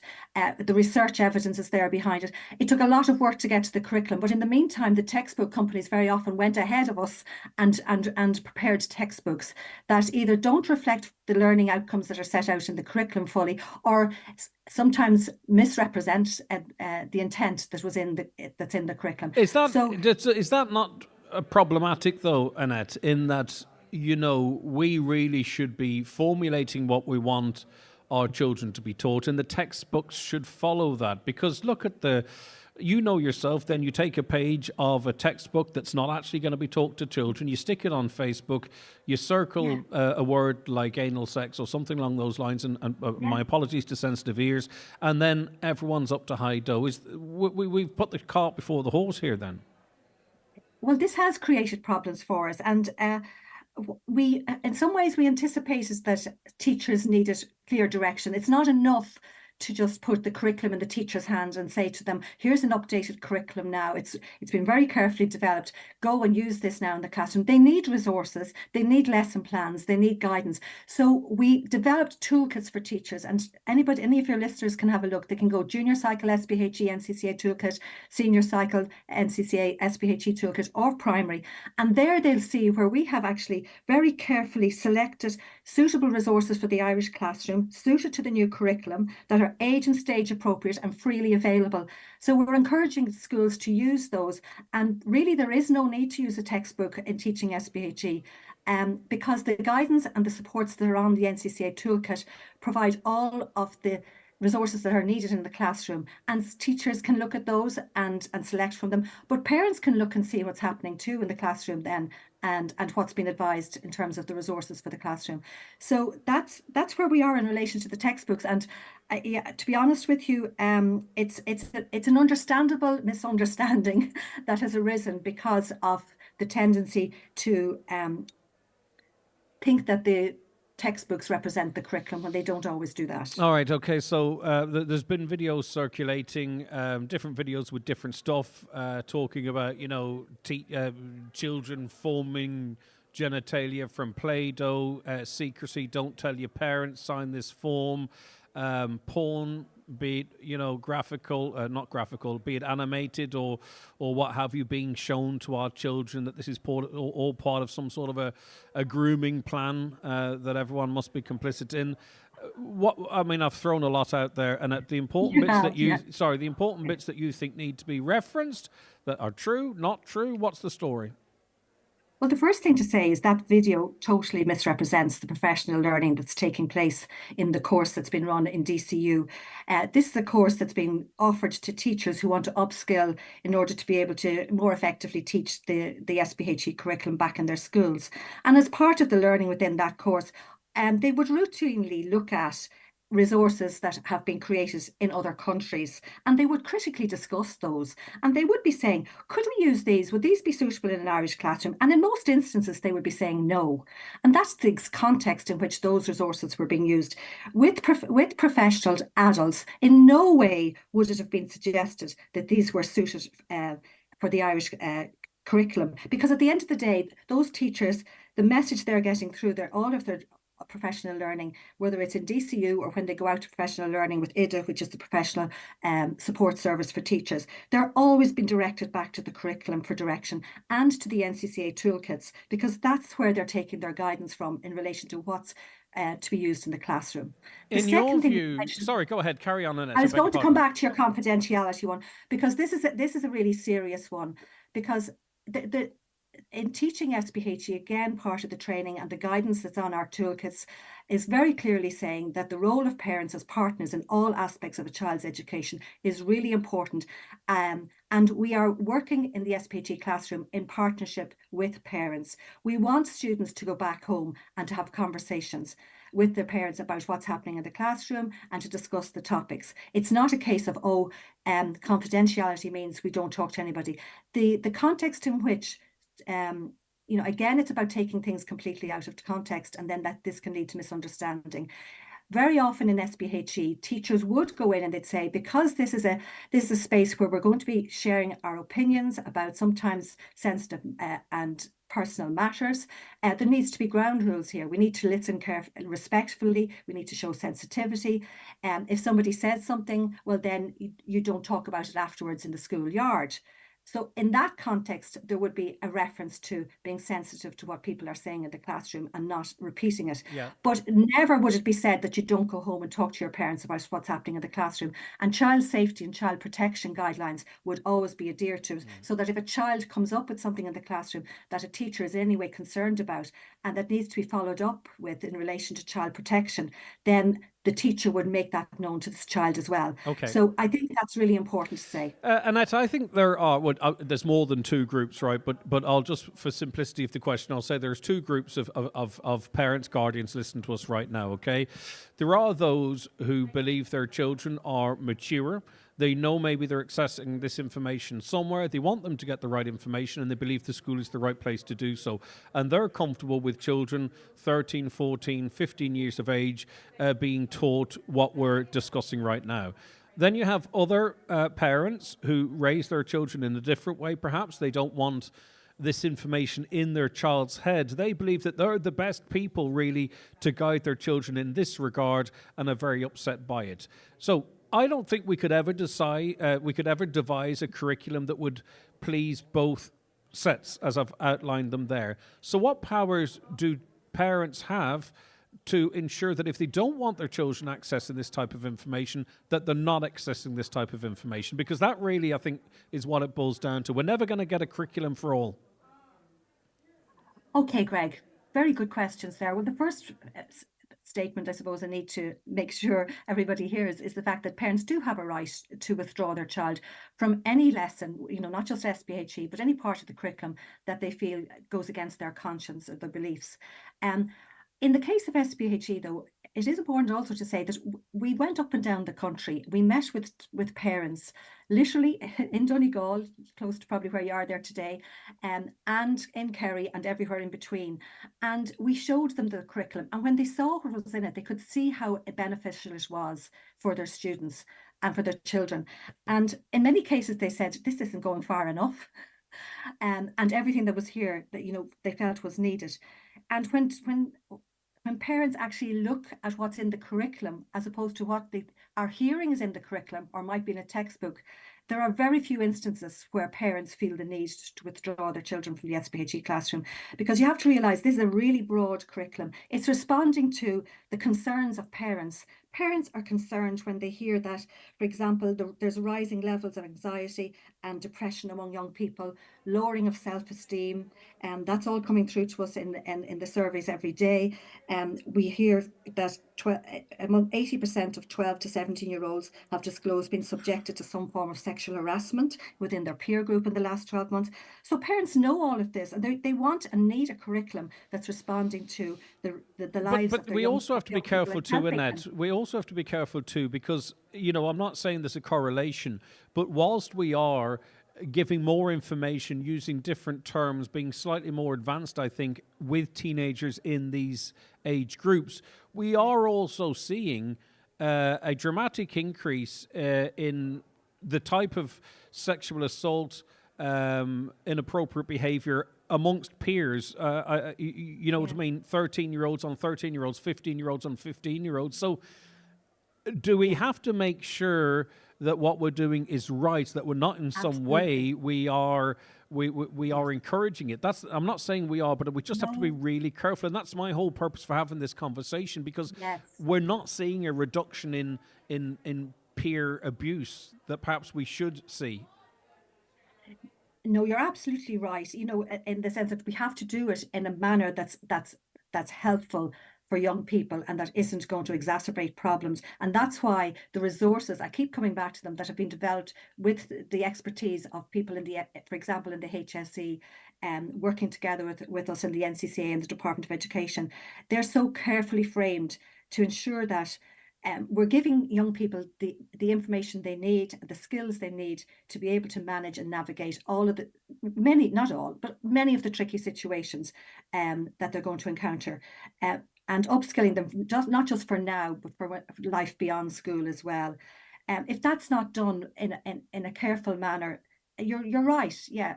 But then the other side of the argument is to say, don't do it at all.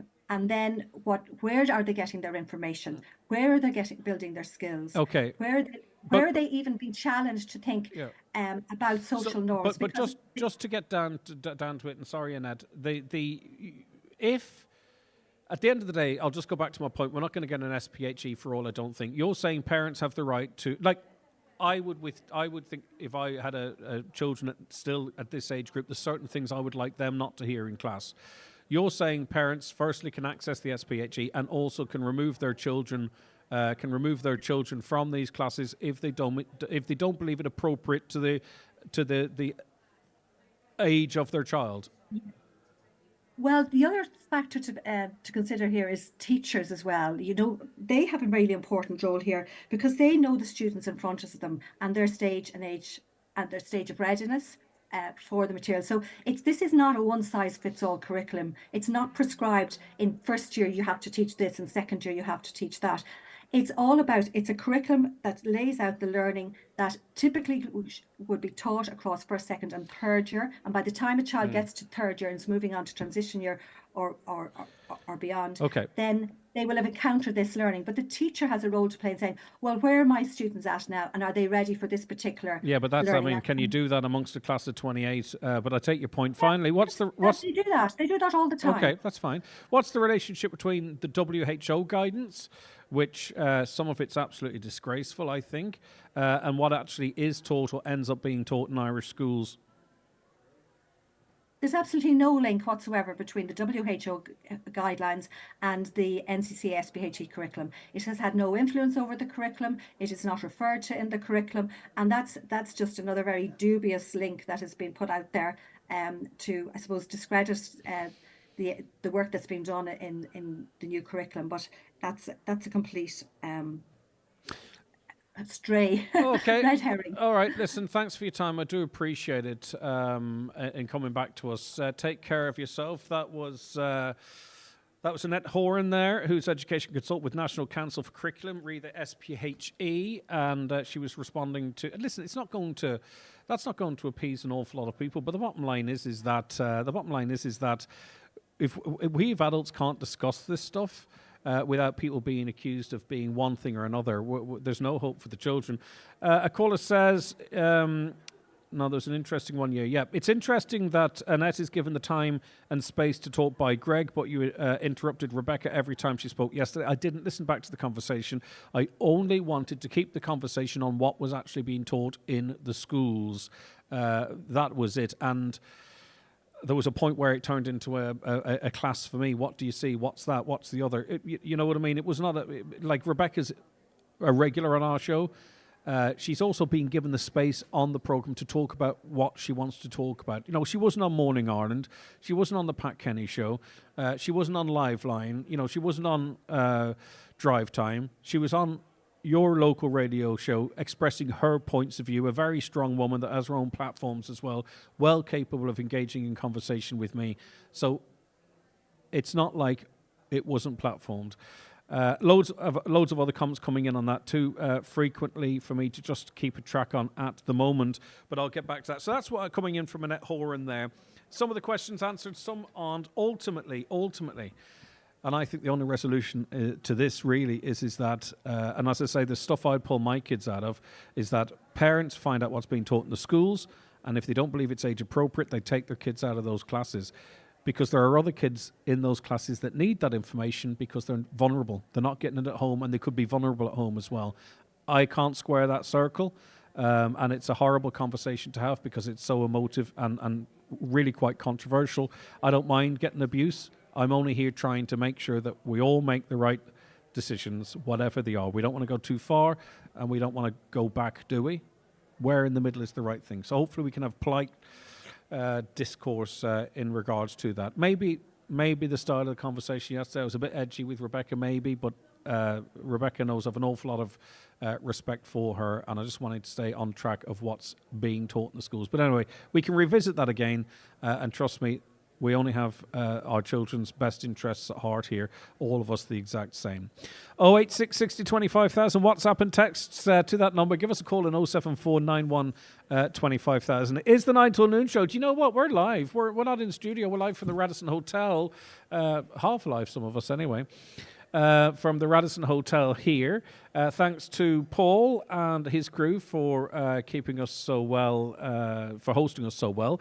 And what's happening here at the moment is a Health and Wellbeing Event in the Radisson. It's being hosted by the Letterkenny Community Health Forum. There's dozens of agencies here, Older People's Council.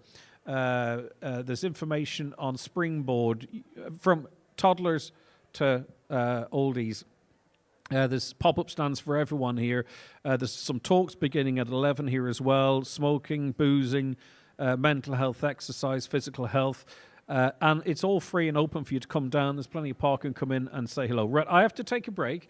And we are going to be back with our next guests on the 9 till noon show very, very shortly. Stay right where you are.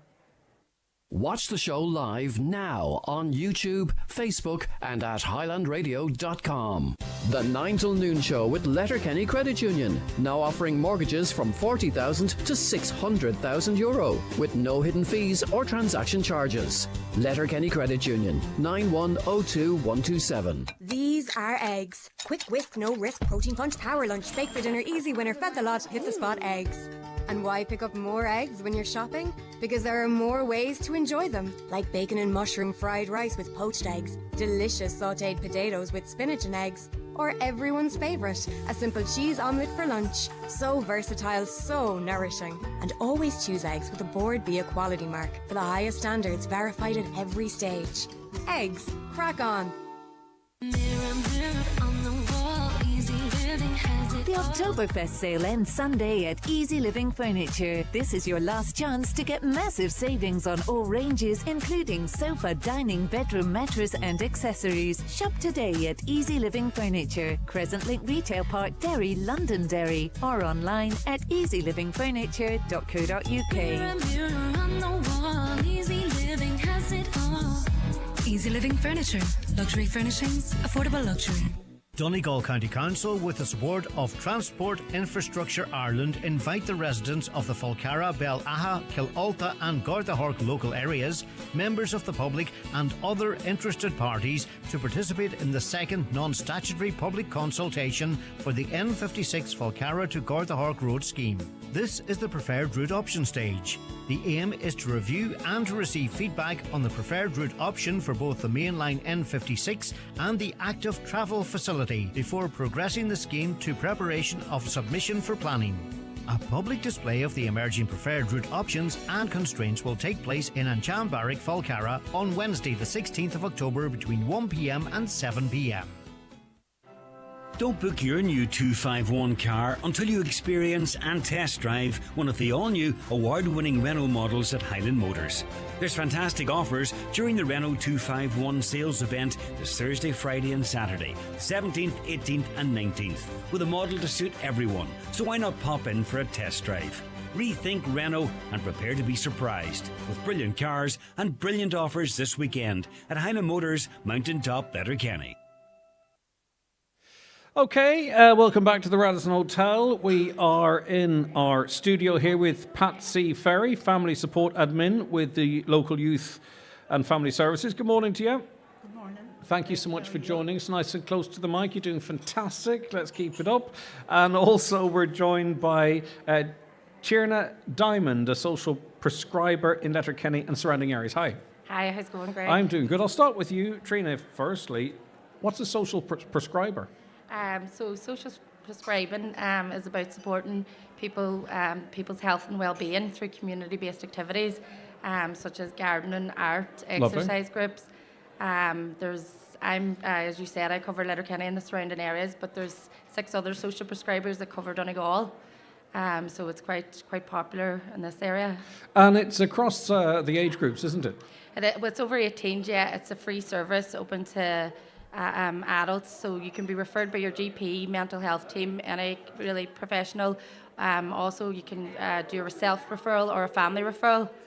What happens then is, so if I get a referral and I make contact with the person and we arrange a meeting then, one-to-one, just to kind of discuss social prescribing, maybe how it might benefit them. Yeah. So every kind of social prescribing plan is individual to that person. Yeah, of course, and there's no typical answer to this question, No. right? But if you have face-to-face with someone and they present a certain way, you know, what kind of conversation might you have with them in terms of engaging in some of these activities?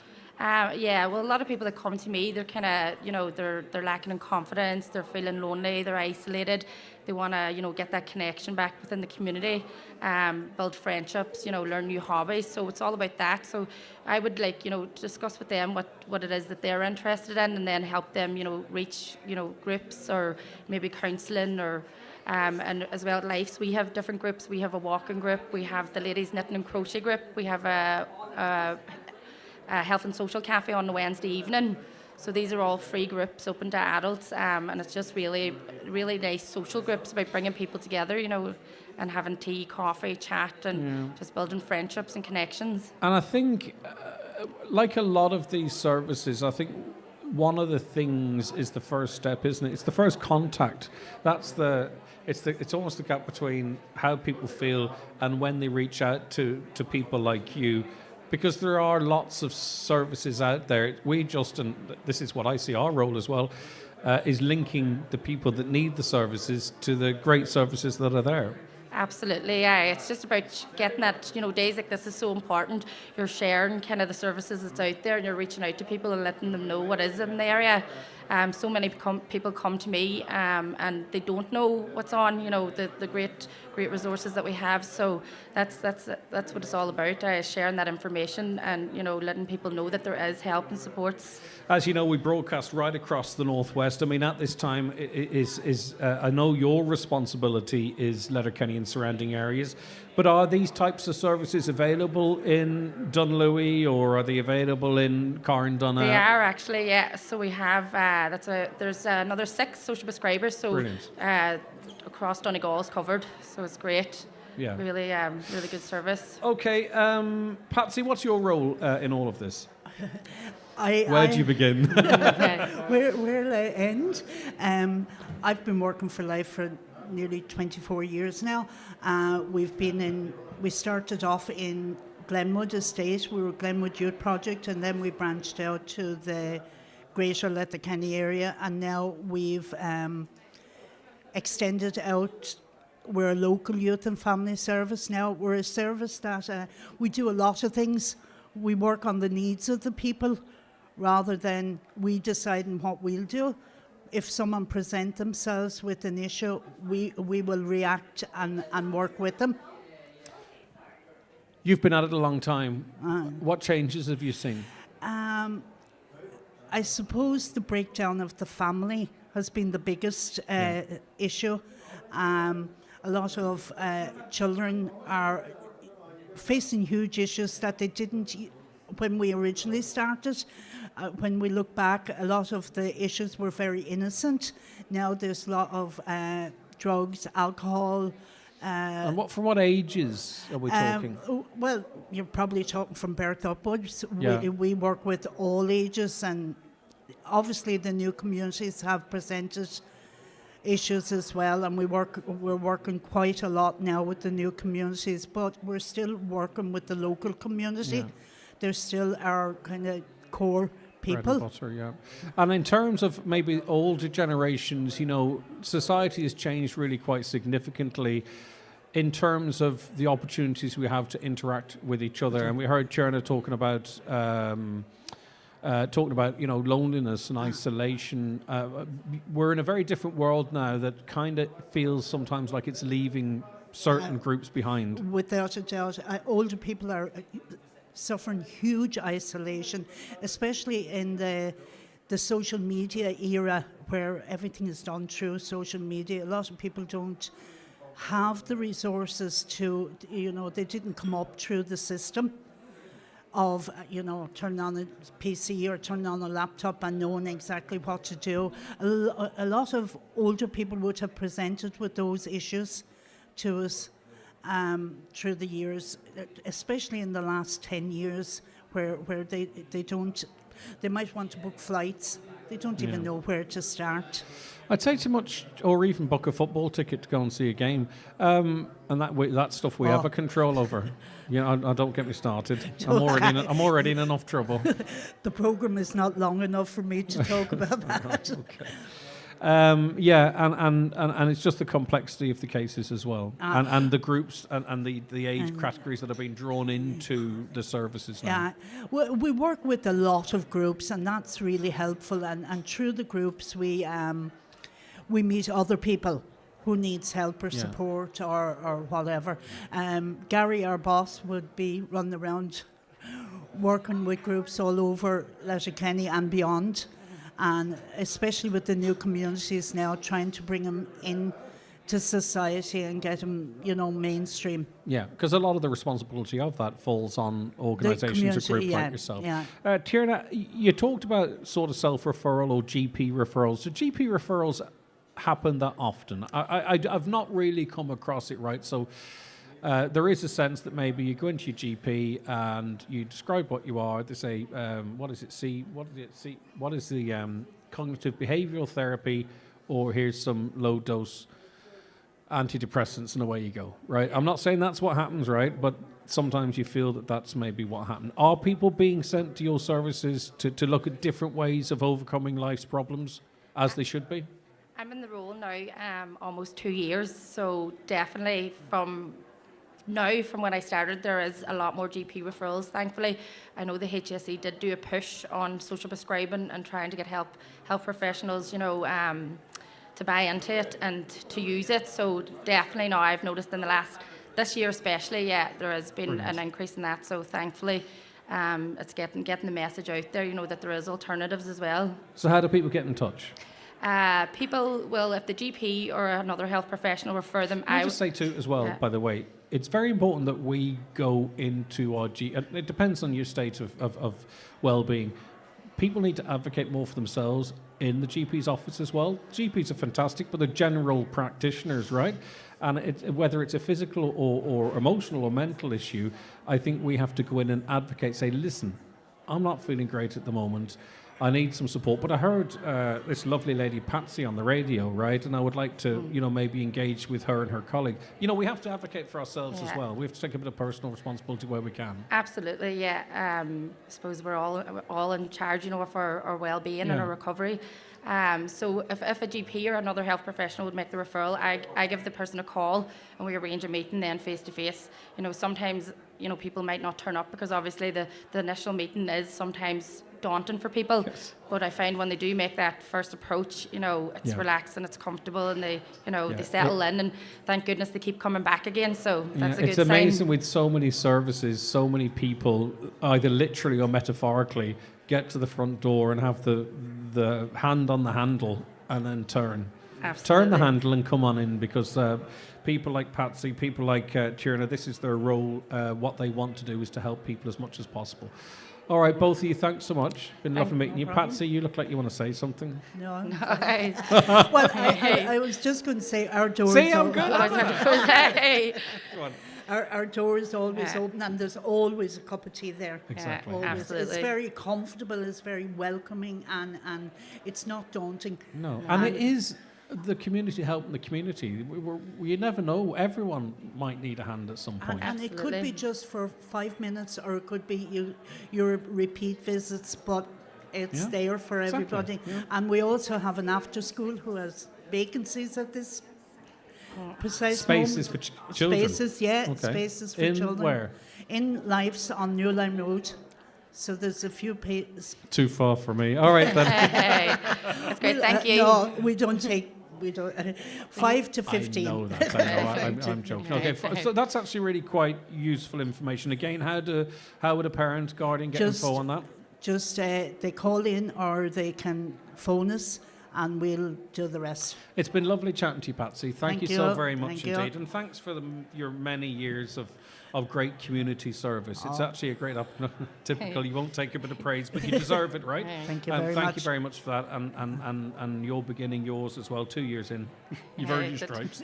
All right then, Patsy Ferry, fair play to you. Family support admin with Life's LYFS, and also we had Tierna Diamond, who's a social prescriber in Letterkenny and surrounding areas. Again, what today is about is letting you out there know that there are services and there are amazing people that are there to help. If you just reach out, that's what they want you to do. Okay, we'll be back with more of the 9 till noon show live here from the Radisson after the break. The 9 till noon show is brought to you by Letterkenny Credit Union. Seasonal loans now available for Christmas. Apply online or via our app today and get your loan transferred directly to your current account. Make your next menswear choice at Watson Menswear Letterkenny. From suits to casual wear, there's big names to choose from like Andre, Remus Umo, Superdry and Penguin. If you're going to a special occasion, get fitted in style for less with a 3-piece suit, shirt, tie and shoes, all for just €299. That's at Watson Menswear, open 7 days a week on Main Street, Letterkenny, and online at watsonmenswear.com. Christmas Club is also now open, and a small deposit will secure any item. It's flu season, and children are twice as likely as adults to catch the flu, which can sometimes cause serious illness. That's why all children aged 2 to 17 can get their free nasal spray flu vaccine, a safe and effective way to protect them, and the rest of your family too. So make an appointment with your GP or pharmacist. Visit hsc.ie/flu for more information. From the HSC. You could win €10,000 with Top. Every month for the rest of the year, your petrol, diesel or in-store purchases of €15 or more gives you a chance to win €10,000. Sign up and enter at topoilwin.ie. OMG, girl, you look unreal. Where's your dress from? Oh, thank you. I actually borrowed it from my friend. Stop. I love sharing clothes. We swap all the time. No need to buy new. Exactly. You look amazing. Oh, thanks a mil. Enjoy your night. You too. Buy less, rewear, share, because that's what's trending right now. Find out more about circular fashion at reversethetrend.ie. Brought to you by the Government of Ireland. Highland Radio weather updates with McElhenny's. If you haven't started using the McElhenny's Layaway Club, it's not too late.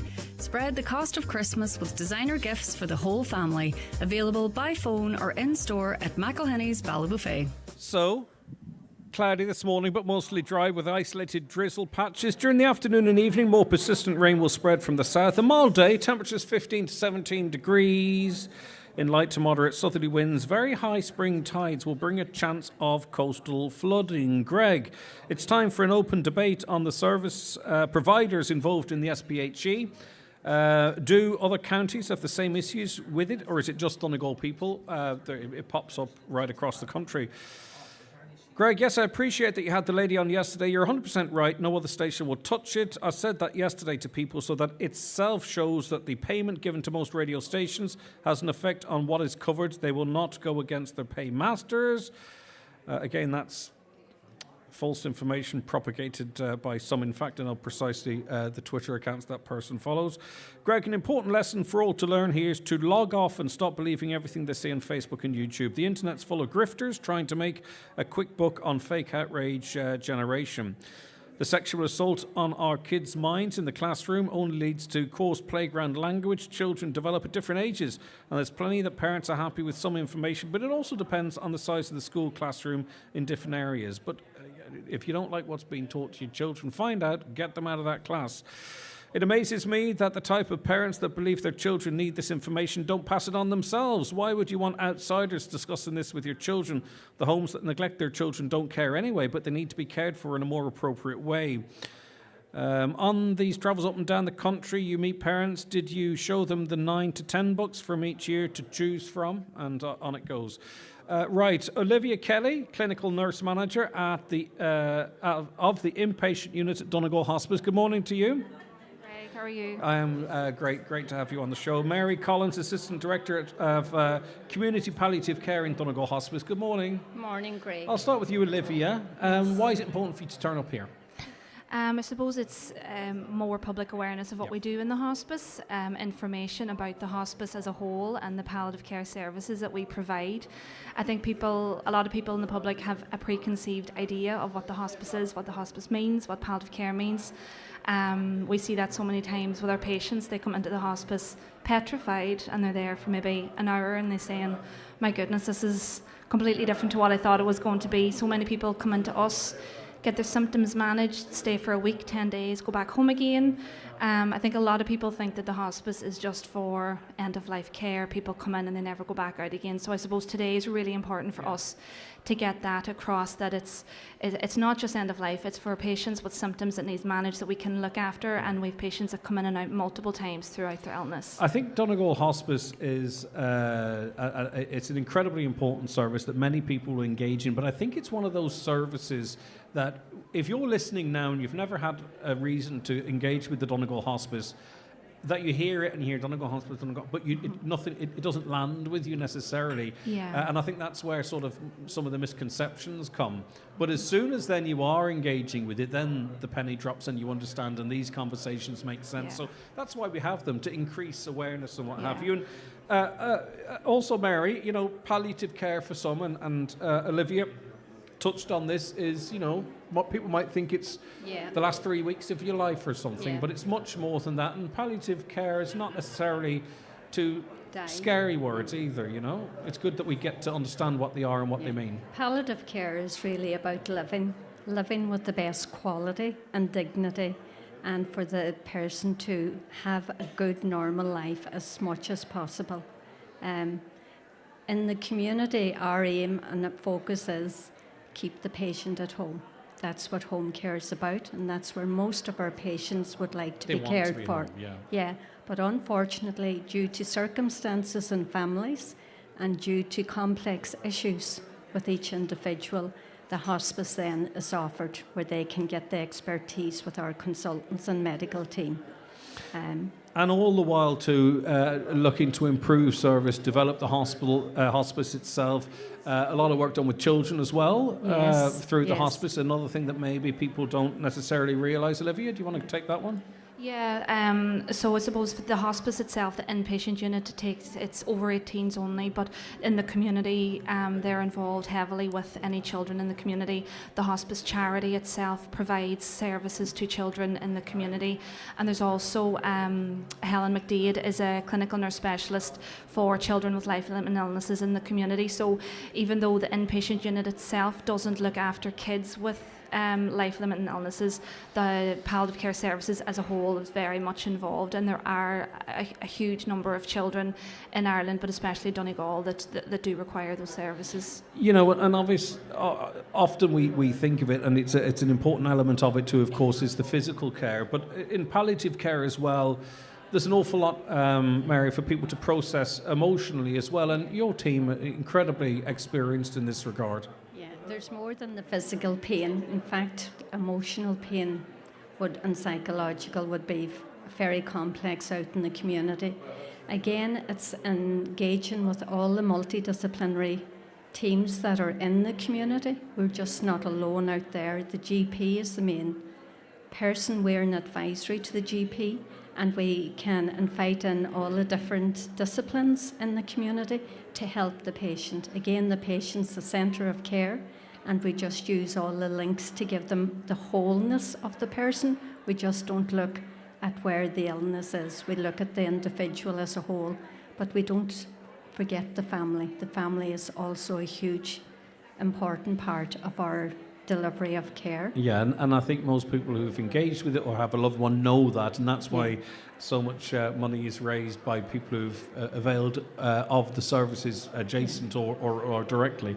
Olivia Kelly, thank you so much. Thanks. Lovely to speak to you. And people can call down and chat to Olivia and Mary today. Mary Collins, thank you so very much You're indeed. more than welcome. Take care of yourself. That is just one of the pop-ups that are here from the Donegal Hospice. Okay, we'll be back with the news headlines after a quick break. The 9 till noon show is brought to you by Letterkenny Credit Union, offering low-rate car loans with fast approval. Apply online at letterkennycu.ie or in office today. It's that time of year for Aldi offers like loose red peppers. Was 89 cent, now 49 cent each. Stuffed with, what have we got there? Couscous? Course. You know, a salad would go lovely with one of those. With sweet, juicy cherry tomatoes. Was 99 cent, now 79 cent. Cutting prices just like those tomatoes, eh? Make every day delicious with unmissable Super 6 offers on fruit and veg. Go all Aldi. If the medical experts get it wrong, everything changes. From misdiagnosis or delayed diagnosis to surgical injury or even poor treatment. All have physical, emotional and financial consequences. We're here to help. So if your treatment didn't go according to plan, speak to our experienced medical negligence team at McElhenney and Associates. Find us online or call 074 917 5989. McElhenney and Associates Solicitors, Stranorlar. In contentious business, a solicitor may not calculate fees or other charges as a percentage or proportion of any award or settlement. For all you hard workers and multitaskers, those who come to work with big ambitions and bigger ideas, and all you legends of the trade, however you get the job done, there's a Volkswagen commercial vehicle for your business. Choose the new Transporter, Caddy Cargo, Crafter, Amarok, or the all-electric ID Buzz Cargo. Enjoy HP finance from 0% or purchase contributions of up to €2,000. Find the Volkswagen in you with the 251 range. Terms and conditions apply. Finance provided by way of hire purchase agreement from Volkswagen Financial Services Ireland and subject to lending criteria. Volkswagen Financial Services Ireland Limited is regulated by the Central Bank of Ireland. Visit volkswagenvans.ie for further information. If you need an eye test, look no further than Louis Walsh Opticians. Letterkenny's longest established opticians are delighted to welcome patients new and old to their state-of-the-art practice in the Courtyard Shopping Centre. Their latest technology includes a 3D OCT retinal camera which assesses the health of your eyes in minutes. Private, medical card and PRSI patients welcome. Call 91 21000 to arrange your eye test. Louis Walsh Opticians, Letterkenny. Your vision, our focus.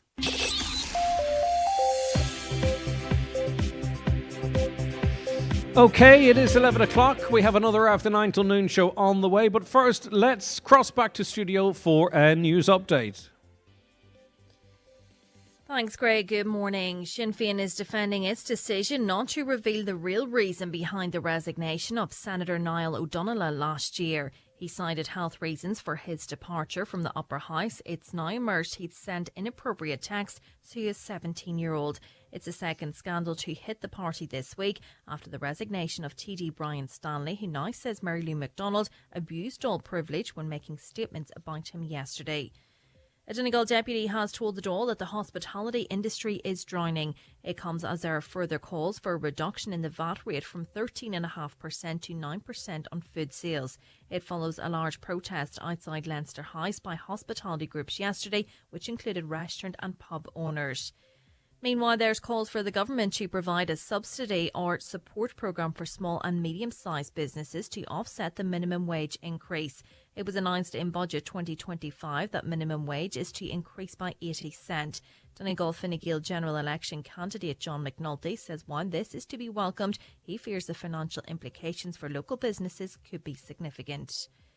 A murder investigation is underway following the disappearance of an 8-year-old boy in County Louth. Kieran Durnan was reported missing from his home in Drogheda on the 30th of August. Gardaí have carried out intensive inquiries, but he hasn't been found. In a statement, Gardaí say they can't locate Kieran, they can't identify any information on his current whereabouts, and they can't find any evidence that he's currently alive. Donegal and Derry need to be promoted as one. That's according to the new chair of the North West Development Group. Councillor Sandra Duffy says strides have been made by the group over the past 10 years to address regional imbalance, which must be sustained into the future. The need for additional harbour masters to manage piers in Donegal has been highlighted.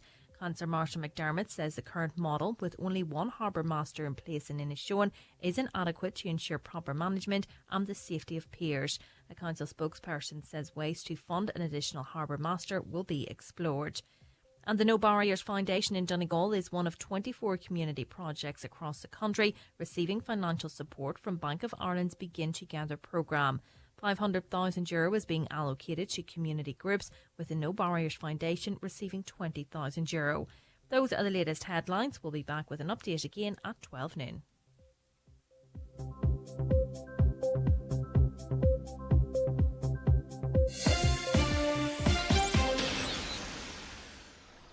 Forests are more important than ever. Quilcha manages its forests sustainably to help combat climate change, to supply wood for building homes, to protect habitats for nature, and to provide beautiful places for people to enjoy. That's why Quilcha is managing large areas of our forests for nature, to enhance and restore Ireland's biodiversity. Quilcha, forests for climate, nature, wood and people, for a greener future for all.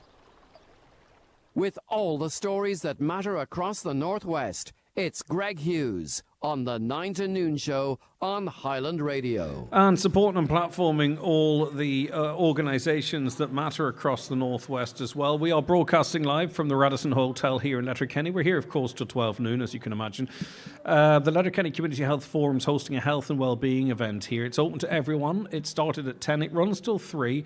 There are talks from 11 on various issues, smoking cessation, alcohol, mental and physical health. It's about raising awareness of what services are available to you out there. It's not just Letterkenny. Of course, this is Letterkenny focused at the moment because it's being broadcast from here. But there are plenty of statutory, i.e. state-funded or state-backed services, plenty of community services as well, available right across the region for the public, no matter what your ages are. And there are dozens of services in the Letterkenny area and surrounds with information stands here right now. You can come and get a diabetes check. You can come and get your blood pressure checked. That's happening here as well. And as I mentioned, 4 talks later on. And some of those services that are available to people out there include working with our youth. Gareth Gibson, Youth Information Manager with Donegal Youth Services. Good morning to you. Morning, Greg. Good to be here. Talk to us about, or remind us of, and for those listening for the first time, what the role of Donegal Youth Services is. Okay, well, we're a regional youth service. We're linked in with Youth Work Ireland nationally, and we provide a really comprehensive and holistic approach to providing services and supports for young people right across the county. We have a huge number of young people engaged through a network of youth clubs out and around the communities, and they're supported by what we call basically the foundation of youth work is the valuable volunteers that come and support our young people right around the county week in, week out. Then you go into our own services, our own projects. We have a raft of those available. And if anybody wants to swing in here today and have a wee chat to us, we'll give you loads of information, loads of stuff to take away on that. But I suppose to frame it a couple, I have Laura with me today. And Laura is working within the Elevate 55 project, formerly the Loft. So that will be one that's very much in the limelight within the Letterkenny area. Before we get to that and talk to Laura, give us some examples. What's the R group, for example? Our group is a fantastic group. It's a group that was launched recently, and it's a kind of a social group for young people with autism. So Porrick Bell leads out on that, and it's going, Greg, from strength to strength. The young people themselves actually named the group, because a lot of times there can be difficulties in there in terms of what terminology we use with things. So we were kind of struggling with that in terms of what should we even call the group. And you don't want to come across as clinical either. Exactly, you 100%. Yeah. It's very much fun. Yeah. We try to bring the fun to the health aspect of things in the work that we do, and our group is there to support those young people. In fact, we're actually launching a younger cohort now, which with little or no real advertising has filled up already. Brilliant. So it shows you there's a demand out there, and we're very happy to meet it. Yeah, and there is a community there of parents that are very supportive of each other and very and they're leading a lot of campaigns as well. So as soon as someone gets wind of something, I can see very quickly how, especially being able to lean on the success of the R program, how it would be subscribed to so quickly. What about there's another initiative I have, which I haven't talked about before. That's one I picked this one out. The arts group. That's also proving quite popular. What's that about? Well, I think I should let Laura answer that one now, because that's her group and she's sitting right beside me, and I don't want to sell it short. That's all right. Laura, it is Laura Byrne, Elevate 50. Get your hands off my knobs, Joe. Laura Byrne, Elevate 55 youth worker with Donegal Youth Services. Right, okay, so talk to me about Elevate 55 and then we'll get on to the arts group. Wonderful. So the art group runs on a Tuesday evening. We work with our juniors who are 8 to 11 years old from 5 p.m. till 6 p.m. and then our senior group from ages 12 up to 18 from 6 o'clock until 8 o'clock. So the idea of the group, it's a social group with art being kind of the common theme that everyone has a common interest in. Every week we choose a different form of art. So for example, last night we were doing ink printing and looking at different ways of making blocks and how we can use ink for sketching. Sometimes we're doing sculptures, sometimes we're doing painting, sometimes we just post a different theme and then we put out all different forms and modes of art for people to just experience. But the idea of the group is just to socialise with that common interest of art. It's a really, really popular group and it's really good for young people to be creative. Is it also another outlet for young people? Maybe those, and listen, you get people that probably play a GA match on a Saturday and come during the week. I'm not saying these are different groups of individuals, but is it important to have different outlets for different people with different interests? Absolutely. That's the response we get a lot of time from parents is, my young one, they're not really interested in sport, so what else is there available? And I think that's where we really meet that need there, those creative outlets. So, we have art, we have a pop-up studio that we're using for music production, for recording. We're looking at podcasting as a new venture that we're going into at the moment. Easy. Don't need any extra We're not competition. taking your job there, Greg, don't worry. Looking at lots of different forms of creative outlets is really good for young people's their social health, their mental health, and then as well we have our sporting groups as well to meet the need there for physical health. Yeah, exactly. It's about inclusion, not exclusion. Absolutely. So, obviously, North Central Donegal, Letterkenny, Ramelton, Rathmellan, Kerry, Kilcombe, McCrennan, Termon, Carragher, Cranford, Dennis, we can see the surrounding. Are similar services available elsewhere in the county? Or is this... Now, you've cast quite a wide net, don't get me wrong, but I'm just curious, I'm not asking you to name them, but are there similar services available elsewhere? Yeah, so the Elevate 55 project works in that area as you've described there, Greg. But the Donegal Youth Service is an umbrella over the whole of the county. So we have the Aspire project, and they work predominantly with the youth clubs around the county. And the youth clubs, as Gareth mentioned earlier, is a really great source of support. Yeah. We have Aspire in Ashowan as well, and they're offering those different social groups and activities that young people can link in with. We're far-reaching right across the county. Gareth, you're always, I presume, looking to develop services. I don't know if stuff's seasonal or whatever, heading into autumn, winter now. Any plans upcoming you can reveal? I suppose that at the minute, Greg, we're definitely heavily involved in work around youth employability. That's a huge agenda for us, and we have a different number of programs trying to direct that, from our Youthscape to our TYESI, Targeted Youth Employment Support Initiative, which is coming on stream literally as we speak. So that's kind of an area that we're very much interested in, is helping young people, I suppose, not just get out there and get into the labour force, but also to hold down that job, to have that employability, have that consistency, that dedication, the resilience, the problem-solving skill set that is so much needed now. So that would be one big area for us at the minute. And a big focus I want to get in today is connecting people listening with the services, right? Mm-hmm. Because they're there, the people are there, but how do you get involved? The Loft's quite simple. It's a drop-in, free Wi-Fi, tea or coffee, pool, table tennis, great events around St. Patrick's Day that aren't focused on booze and drugs, that kind of stuff. You just call into that, don't you? Yeah. Well, that's the beauty of what we call an integrated youth service, or headquarters, if you like, on the Port Road is basically the base for everything we do. And young people, families, parents, anybody can call in there. And in fact, Greg, I suppose I'm a bit of the statistician about the service, and I always remember looking at our stats annually and seeing things like we would have a footfall through that building in the region of 40 to 50,000. So there's a lot of traffic comes in each and every day, and a lot of our information gets out there, to be honest, through word of mouth.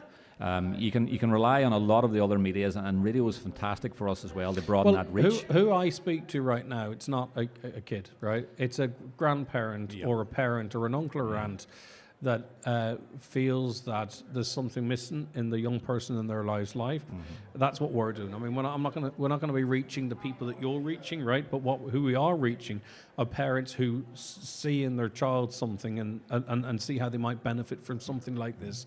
And if we can help that one family, that's why I'm doing it. But I fully take your point. In terms of one-on-one supports, what's available there? One-on-one, is kind of a huge area for us at the minute as well, Greg. And we would categorise that under our umbrella term of Youth Talk. So that's a service that's available, and all the youth workers would be trained in Youth Talk. So they have the facility within their time frames to meet with young people in a one-to-one. That can be in the building, can be out of the building, in different locations, and just have that listening ear.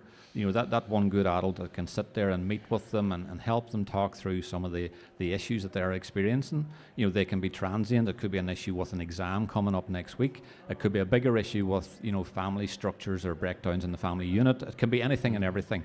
But that ability where they can come and in a safe space. I must ask, because someone's going to text in, 8 to 21 years of age, you know, where's the parental role in this? Do you have to be able to give them a confidential space to speak to you if they were talking about something that's concerning? Do you refer it to the parents, or is it a case that the service is such that you need to give them that confidential space to talk? I'm on about child protection here because, as I say, it's just been a bit of a theme over the last couple of days. Very much so. And you know, someone's going to text in, so I want to cover that now. And I think, in fairness there, Greg, we're very much at keeping the family, the parents, the mums and dads involved here as well. But ultimately, for the young person that comes into a Youth Talk session, there would be consent needed from the parent in the first instance, and then we would operate in terms of a harm principle, that the young person can share with us the experiences they're having, and we would keep that confidential until the point of which we would determine that they're at risk themselves or at the risk of harming someone else. At that point, and we would make this clear to the young people, then we would have to breach that confidentiality and refer that, get parents involved and get whatever support. Well, there's a framework there yes, 100% within which you operate, that it's not exclusive to this service. Exactly. It's right across the board. All right, then, Laura, final shout out. Why should people get involved with either Elevate 55 or as the umbrella, the youth services, the Donegal Youth Service? I think you really hit the nail on the head when you kind of were describing earlier about finding a place. And so many young people that we speak to that come into our service then socialise with other young people and are like, oh, okay, I have found my place. I have found some other young people that have common interests like me, that I've got something in common with, and we can use this space here to socialise. So it's just a really good place to come in, to meet other people, to have that support from youth workers, so it's a supervised space as well. And then also that's where we can signpost you from into all of the different services that are available both within our service and then county-wide as well. We've got great links in with all of the services. So coming to us as like a focus point, and then we can look at what's best for that young person and how to offer the best support for them. All right, lovely stuff. Great to chat to two of you again. Anything you want to add? You look just one wee thing there. I always take every opportunity to mention things. Internet safety and online activity for kids is very, very important and very topical at the minute. I just wanted to give a wee shout out to the fact that we have a Parent's Guide to Device Safety, a free booklet. It's like a 60, 70 page booklet we produced a while back, and it's there. If any parent wants a copy of that, give us a shout. We have ones here today, but if they can't get there, come online or come into the office and we'll gladly supply them with you. Lovely stuff. Thanks both of you very much indeed. Gareth Gibson, Youth Information Manager with Donegal Youth Services. Laura Byrne, Elevate 55, Youth Worker with Donegal Services. We'll be back with more on this programme. It is the 9 till noon show, you know, after we take this break. The 9 till noon show with Letterkenny Credit Union. Simplify your debts with a debt consolidation loan from Letterkenny Credit Union. Call us on 074 910 2126 or apply online via our app or in office today. Milford Tiles, Milford Retail Park. Tiles, bathware and wood flooring. The best quality and value in the Northwest. Fully stocked and ready to go. Fitters and delivery available. 10% off for Mica affected customers. Don't forget to ask about our 5-day bathroom fit out. Call Milford Tiles on 083 091 0707. Tesco Club Card gives you the power to more. Feed the whole family with Tesco Irish Beef Housekeeper's Cut 1.3 kg, now half price. And if you've any room left, Pringles Selected Range 165 gram are half price too. Plus selected bottles from the Domain Arnaud range, now half price. Get more from your shop with your Tesco Club Card or app. Shop in store or online. Tesco. Every little helps. Subject to availability. Prices vary in express stores. Enjoy alcohol responsibly. Check out Sister Sarah's, the ultimate gastropub in Letterkenny. Enjoy live sports daily on our multiple screens with surround sound, plus live music every weekend. Why not book your party at Sister Sarah's with a range of rooms and food options available? Let our family look after yours at Sister Sarah's. Serving food you'll love from Wednesday to Sunday. This Thursday, the 17th, Around the Northwest is coming live from Foy's in Ballybuffet. With Christmas coming down the tracks, we'll be looking at some of the most popular toys this year. Also, getting some tips about decorating and furnishing homes for Christmas and beyond. And we'll have some giveaways. So join us this Thursday from 12 on Around the Northwest, live from Foy's in Ballybuffet. Highland Radio Time Checks brought to you by EirGrid, the operator and developer of Ireland's electricity grid. EirGrid, powering up communities, powering up Ireland. The time is... Don't you know it's 11:18? It's the 9 till noon show here in Highland. We're broadcasting from the Radisson Hotel here in Letterkenny, and it's great to get to meet loads of guests, loads of people that are here. Dozens and dozens of organisations with pop-up stands where there's an opportunity for you to come in. I'd like to see more of a footfall here. I know it's early, but come on, folks. You can speak to the Donegal County Childcare Committee, Letterkenny Women's Centre, St Vincent de Paul, the Intercultural Platform. You can hear about fostering with TUSLA, the Donegal Youth Service, who we've just been speaking to. Alcohol Forum Ireland are here. There's information about stopping smoking, or it could be vaping for that matter. We've heard about the Children and Young People's Services Committee, the Parent Hub Donegal, and on it goes and on and on and on, which is fantastic. Owen McFadden's the Service Coordinator with the Irish Wheelchair Association in Donegal. Good morning, Owen. Good morning, Greg. How are you doing? I am doing fantastic. How are you getting on? Not bad at all.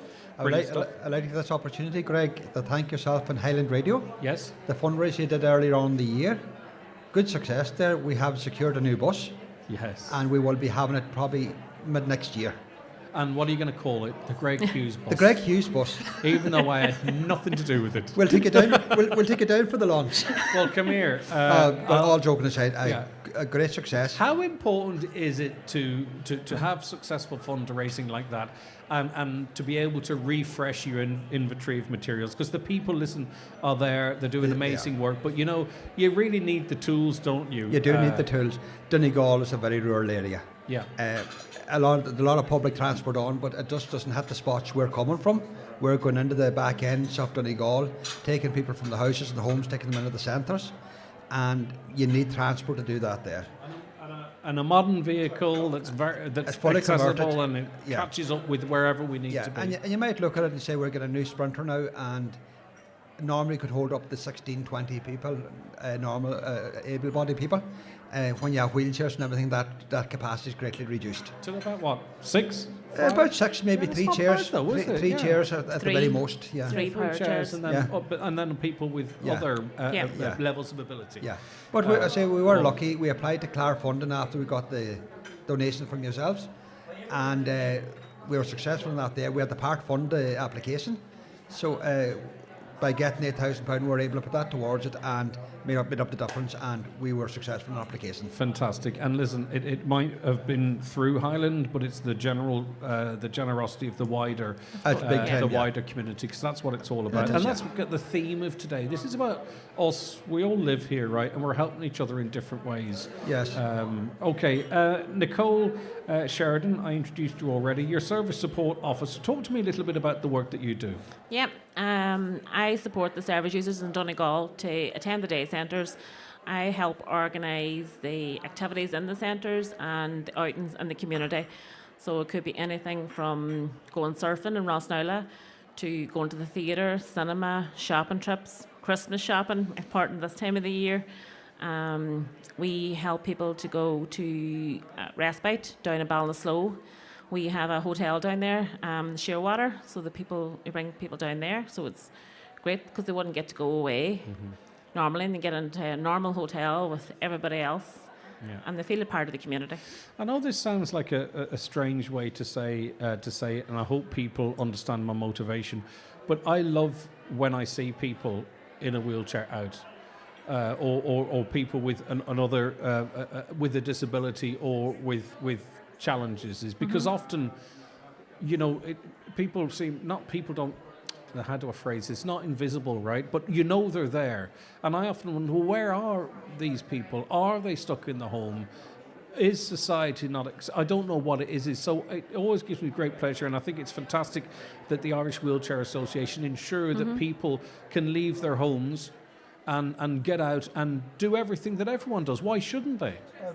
That would be correct, Greg. And a lot of what we're doing up there at the moment is building the service around the person, rather than the members coming in the centre and just us planning for them. A lot of the times in the public domain, the wheelchair is seen as a barrier. Yeah. That perception now is kind of going a lot more, and we're seeing now how do you get around that barrier. And just because somebody's in a wheelchair for a short period of time, they may be able to walk a distance and everything. So there's plenty of opportunity there to explore that. But the main thing is, treat people as equal, treat them as equal, and allow them to do the normal things themselves like to do. Yes, and I hope it's not the case, but I'm sure it is the case as well. I would say there is at least some people that use assist that have been frustrated over the years of trying to park their own vehicle, for an example, because their parking space has been taken up, that even public buildings aren't as accessible as they should be, that even street furniture or cheese boards are out in the street where they shouldn't be, and eventually they withdraw into their surroundings because life's too tough. Yeah. And I'm sure there's people you engage with that you're giving them, they shouldn't have to. We need to think more broadly as a society and inclusively. But I presume there's bound to be some that you give that independence back to, albeit with assistance. Nicole. Definitely. Like our centre has an accessible toilets with hoists and all that there, so we can support the people when they come in, and then when we plan outings, we try to plan it around where we know there's accessible toilets. That is a big thing with us, because not every toilet is accessible, is fit for everybody, unfortunately. No, I had my eyes opened on that with a family member. Yeah. You see the thing on the door. Yeah. Now, we had a good laugh. This fella's got a great sense of humour, right? But on the door, the sign on the door was wheelchair friendly, but... it's not. It opened my eyes, because I walked past these doors believing that it was almost like the TARDIS in behind the door. Yeah. That you open the door in this wonderful space, but no, it was it was a box ticking. Yeah, and it's built to a certain standard as well, Greg. They're applying to building legislation at the time, but as I say, disabilities come, like some people need less room in the toilet, some people need more, and it's the cater for the person. There's high dependency as well. And their carers as well, with the hoists and what have you as well. The socialites, who wants to talk to me about the socialites? Yeah, the socialites are a younger group that attend our centre. They don't come to the day centre per se. They meet in the evening time once a month, and then they plan all their outings in the community. So we were in Dublin there recently. We stayed up for 3 nights. They go to the Shearwater, as I said, in Ballinasloe, theatre, shopping trips, eating out, going to the pub. Normal things that everybody else do.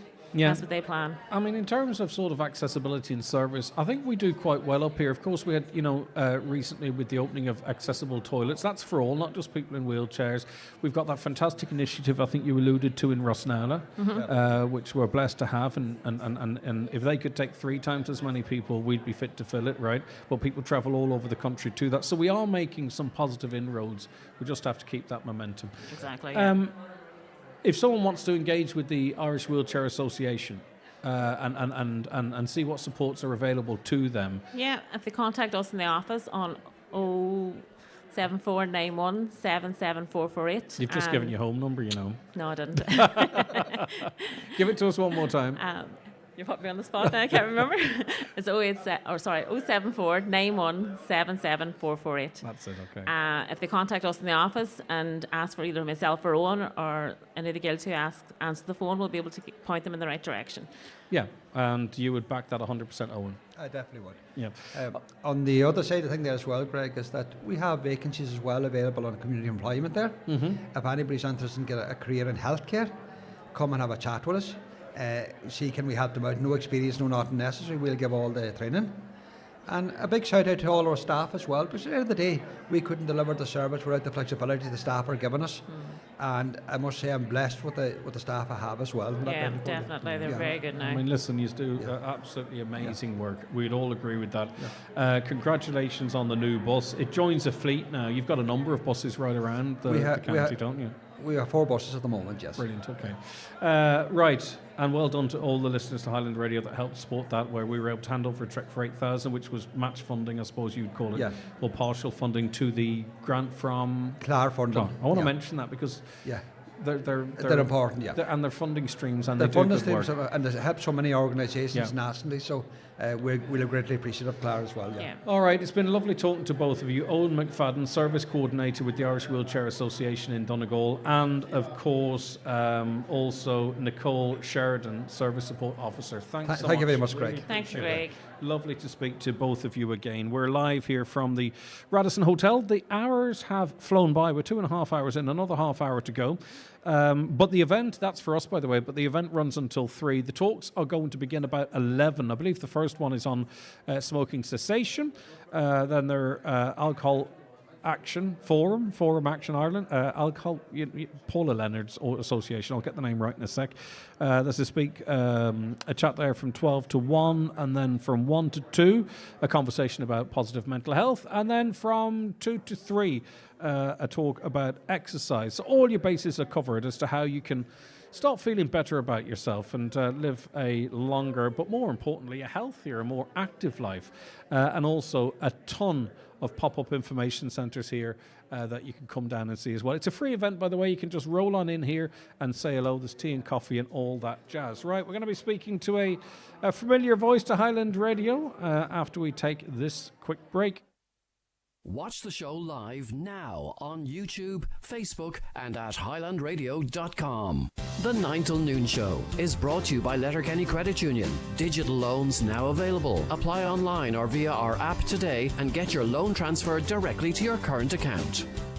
Brian McCormick Sports and Leisure, supporting you with the right footwear. Suffering from joint pain, shin splints or foot injuries, we can help you with our range of footwear and experience. We select the best options from all the major brands: Brooks, Asics, New Balance, Hoka and On Footwear. Step into our safe size experience. We will update your gait analysis, measure your feet and recommend what will support your body and joints. Brian McCormick Sports and Leisure, Main Street, Letterkenny. Christmas Club now open. Discover Centra Simple Savers, your go-to for great everyday value. Like inspired by Centra Angus sirloin steaks, 440 gram, €8. Selected Chicago Town Tiger Crust pizzas, €2 each. And Casiero Del Diablo selected range, €8 each. Centra, live every day. Enjoy alcohol sensibly. Winter's coming, and Screwfix knows warmth and savings are a must. Buy any Flowmaster Convector radiator and get a TRV worth $25.45 for free, so you can unzip that extra big insulated winter jacket.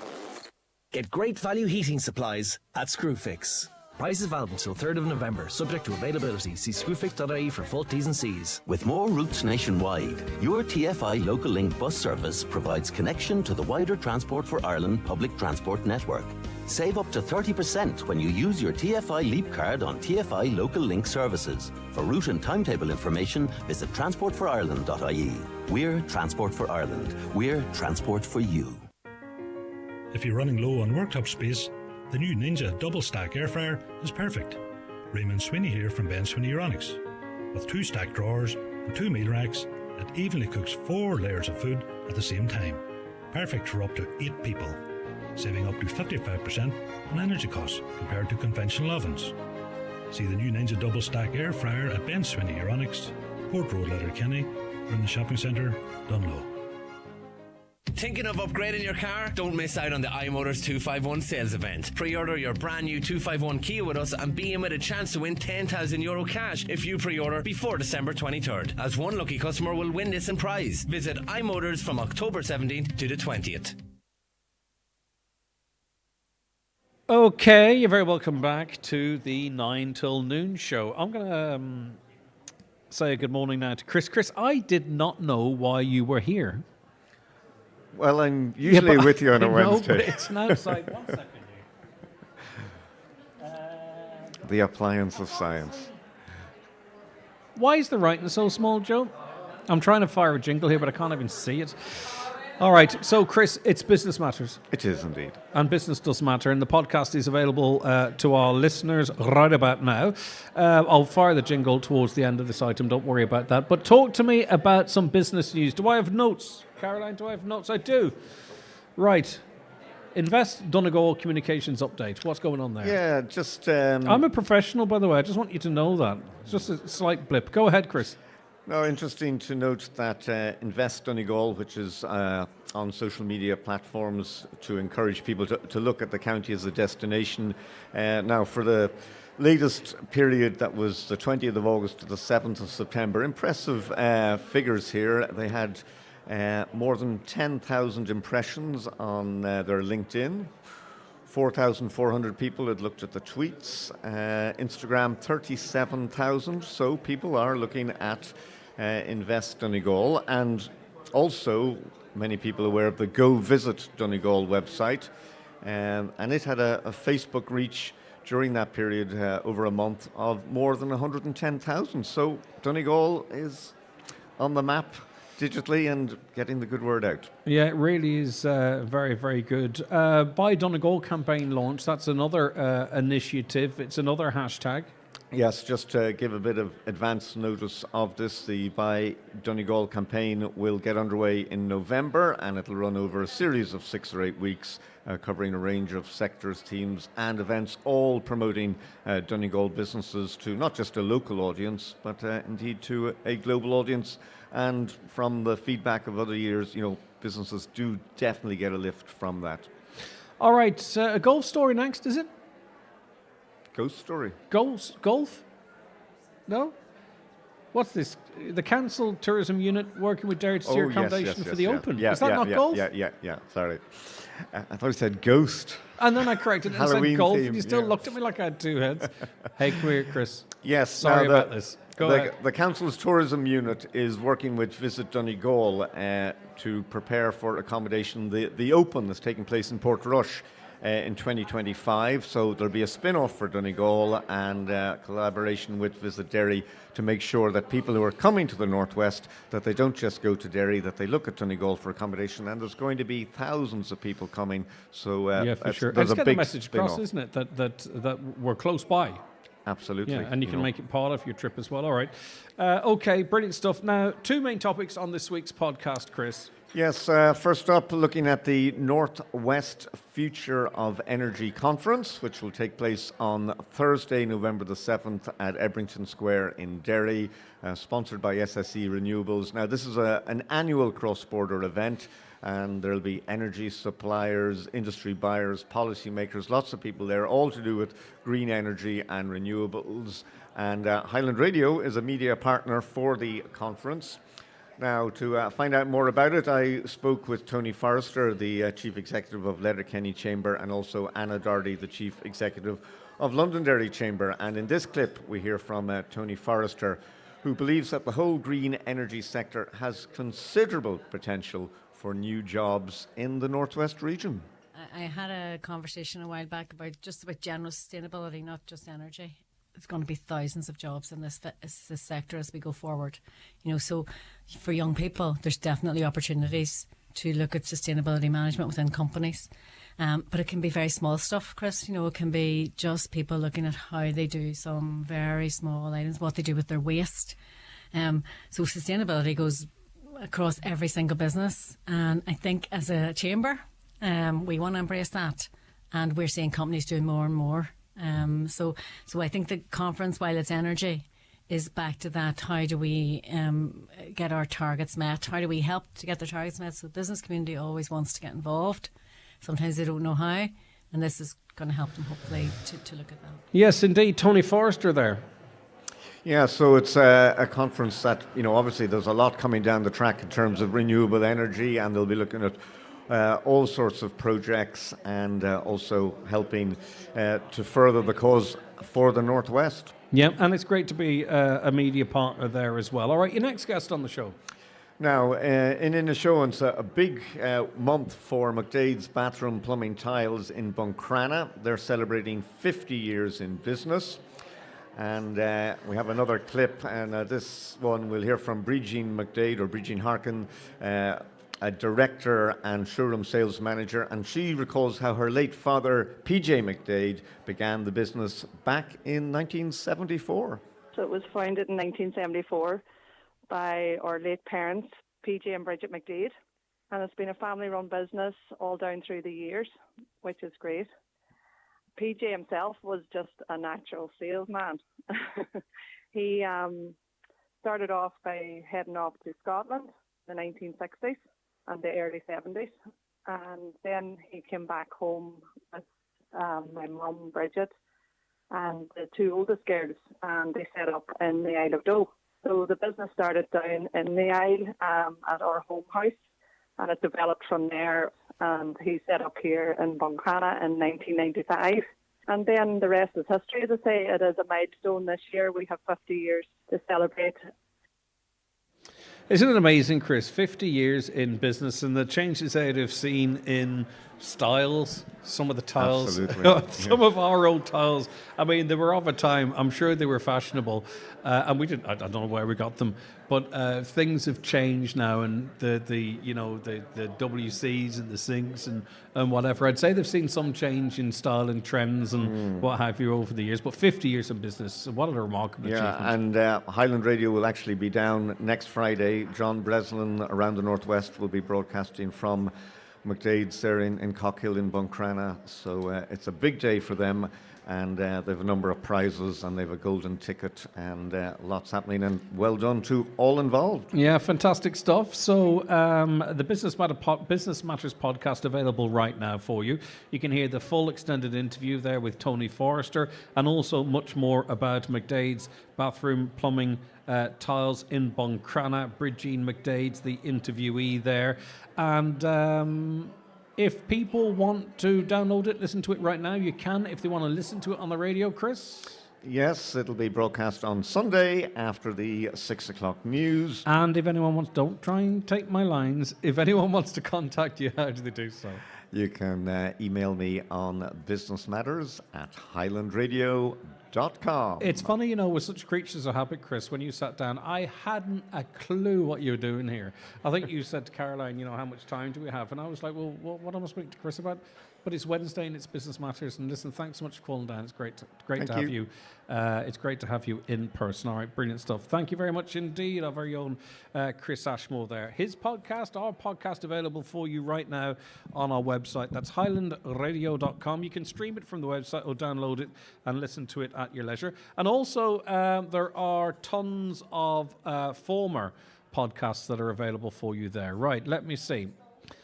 We are going to some of your comments right now. Sorry, if can I please get a shout out to the best mammy in the world, Geraldine Perry from Glenties, who's 70 years young today, and it's from her favourite son, Peter, in England. All right, okay. I'm sure you are, Peter.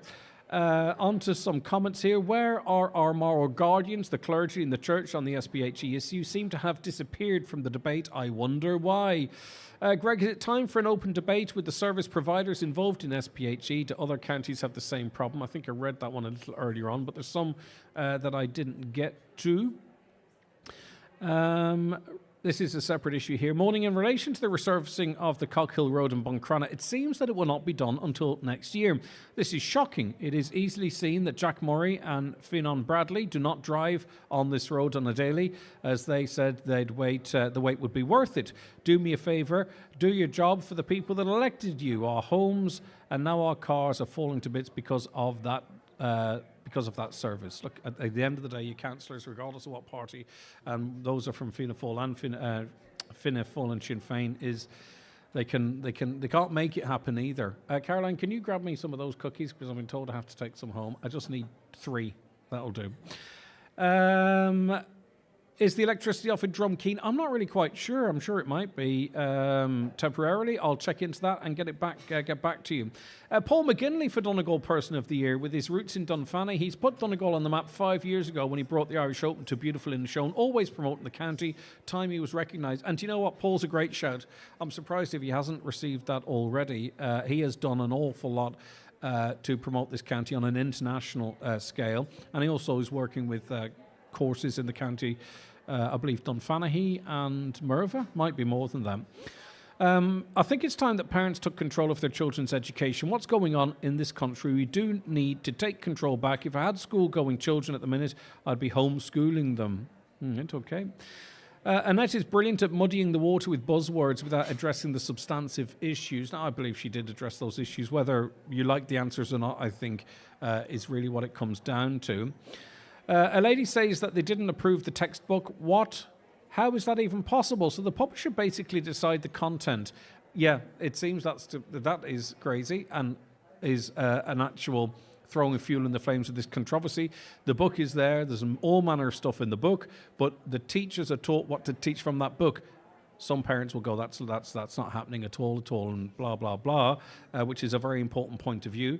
And others will believe what's being taught in the book isn't. Which will also be a bit of a blah-blah situation for them on the other side, in inverted commas.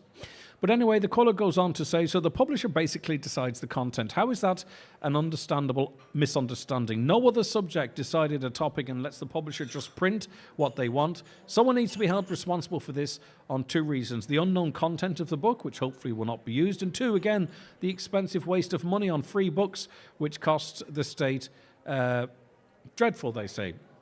Interesting that she's given space to talk. Oh, I've read that one. She's given space to talk, but you interrupted Rebecca every time.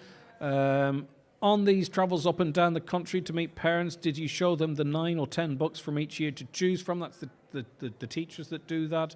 There is a ton of stuff in the books, and the teachers were told, whether you trust it or not, are told what to teach and how to teach from that book. And I think that's me close to being up to date on those that are coming in. Hey, I'm loving the show. I don't know if you can help me, but I was allocated 8 hours, social hours per week. The Irish Wheelchair Association have tried everything to help me. The problem is that the HSE won't fund these hours. I live in the country area and I can no longer drive as a result of a brain tumour. Maybe someone at the Radisson can help me. Right, so we're gonna chase that up, right? I'm not really quite sure what social hours are in the context of the Irish Wheelchair Association, but please leave that with us. We have direct contact with people. We have your number as well, and we'll try and get a resolution to that, or at least an answer for you. All right, we'll be back with the final quarter of this hour of this show after this break. The 9 till noon show is brought to you by Letterkenny Credit Union, with monster loans available up to €60,000 for all occasions. Visit letterkennycu.ie. We move Ireland's energy through one of Europe's most modern gas networks, delivering the energy you need today throughout the country. And now we're moving Ireland's energy in a new way, bringing more sustainable sources into the pipeline. Gas Networks Ireland, moving Ireland's energy. The Oktoberfest sale ends Sunday at Easy Living Furniture. This is your last chance to get massive savings on all ranges, including sofa, dining, bedroom, mattress and accessories. Shop today at Easy Living Furniture, Crescent Link Retail Park, Derry, Londonderry, or online at easylivingfurniture.co.uk. Easy Living Furniture. Luxury furnishings, affordable luxury. Make your meals simply better with food from around the world at Dunnes Stores. Combine our fragrant curry pastes with creamy coconut milk for a taste of Asia. Take your taste buds to Italy with our delicious range of pastas and sauces, and go big on flavour with aromatic stir-fry sauces like teriyaki and black bean. Then save at the till with a 5 off 25 grocery voucher. Make restaurant quality meals at home with Dunnes Stores Simply Better. Terms and conditions apply. Voucher can be used on next in-store grocery shop of €25 or more. Sensory Complex has spectacular fun this October. Join us for a family fun day on October the 26th and catch Halloween classics like Hocus Pocus on the big screen starting from October the 19th. For more information or to book tickets, call 07491 21976 to celebrate spooky season with us. Highland Radio weather updates with McElhenny's. If you haven't started using the McElhenny's Layaway Club, it's not too late. Spread the cost of Christmas with designer gifts for the whole family. Available by phone or in-store at McElhenny's Ballybuffet. Okie doke. So, during the afternoon and evening, more persistent rain will spread from the south. A mild day. Temperatures 15 to 17 degrees in light to moderate southerly winds. If you live in low-lying coast, just be careful, because I'm told there's very high spring tides, albeit being autumn. It's not a seasonal thing. Very high spring tides. They'll bring a chance of coastal flooding. Now, Paula Leonard, CEO of the Alcohol Forum Ireland, joins us on the programme now. Good morning to you. Thanks so much, Paula. Great to see you again. Yeah, how are you, Greg? I am doing fabulous. There's a bit of a buzz here. There is a bit of a buzz, and the buzz is building, which is great. You're going to speak a little later on. I am, What's the theme of about 13 minutes. What's the theme of your talk? Well, I suppose I was just talking to Caroline on Highland in relation to that. Alcohol harm is so huge and so vast, and it impacts every area of our lives. So this morning, narrowly, I'm going to be focusing on the risk of alcohol in relation to cancer. Do we want to hear that? Is that part of the problem? I know. Do we want to stick our fingers in our ears and go la la la la? No, it's important we do. My point is that, you know, I mean, you're the bearer of bad news. Ruining something for many people is a bit of fun. Yeah. But I think as responsible adults, we have to open our ears and hear all information and make the right choices. Yeah. So because there are very just demonstrable links between cancer and alcohol. I suppose I'm often referred to as the joy police, but look, there you go. I think the thing we need to bear in mind is that, you know, alcoholic beverages content used to be around 2%, 2.5% alcohol. We're now drinking much stronger alcoholic beverages, and with that comes an increased risk of cancer. So we know since 2012 that alcohol has been categorised as a Group 1 carcinogen, which means it's in the same category as tobacco, it's in the same category as asbestos. And we're not reluctant to talk about that link. No. So it's only when it comes to something that, you know, we are reluctant to think about and hear that we want to close our ears and our brains to that. Mm-hmm. And I think the message from me is always, you know, drink if you want to, but drink in an informed way. Okay, but with asbestos, if I remove an old asbestos roof, I inhale the asbestos, presumably it damages my lungs and can trigger cancer. If I smoke, you can get throat cancer, you can get lung cancer because of the chemicals that you're... Yep. So I get that, right? But if I drink, you know, I'm not asking, I know you're not a medical professional, but I wonder, maybe that's why people don't necessarily... can't see as clearly the link between cancers I don't and know. alcohol? If you think about the cancers that alcohol, you know, has a leading role in, yes. We're talking about mouth cancer, where we take it in. We're talking about throat cancer. We're talking about the gut. Yeah. We're talking about basically everywhere that alcohol travels through our body. Unfortunately for women, we're also talking about breast cancer. And I think, you know, as a woman who's very interested in women's health, that's a really important message to get out to people. Because if you reduce your alcohol consumption, you reduce your risk. And I think that's something we need to be thinking about. It's something we need to know about. 1 in 8 breast cancers in this country are directly a result of alcohol consumption. 1 in 8. Right. At a European level, they estimate that it's possibly 1 in 10. But for us, because of our patterns of alcohol consumption, because we drink more when we drink, you know, that figure, the numbers of studies that have been done would suggest that it's 1 in every 8 breast cancers. And that's not something I hear anybody else talking about generally in the population. So I think that today, sitting at the Letterkenny Community Forum, that's worth talking about and that's worth thinking about. And as you say, it's to give people the knowledge. That's what you can do, isn't it? You're not policing people's habits. You're giving people that knowledge. And there's another interesting conference coming up, alcohol-related brain injury. Talk to me a little bit about that. So Alcohol Forum Ireland has delivered supports to people with an alcohol-related brain injury for roughly 15 years. We're one of the only places in the country that has a dedicated sort of support worker for alcohol-related brain injury, Monica Koblarska in our own team. But we have been struggling with that service because, alcohol-related brain injury patients don't have the same options in relation to care as if they were involved in a traumatic brain injury. So if I go out and I crash my car, I'm entitled to rehabilitation, to residential treatment, to occupational therapy, all of those therapies and supports that I need. If that brain injury happens to be as a result of alcohol, those doors close to me. So, our work has become more and more difficult in that space because there aren't those allied health professionals that are available to work with that client base. So on the 14th of November in Sligo, actually, we're having the first national conference there has ever been on that.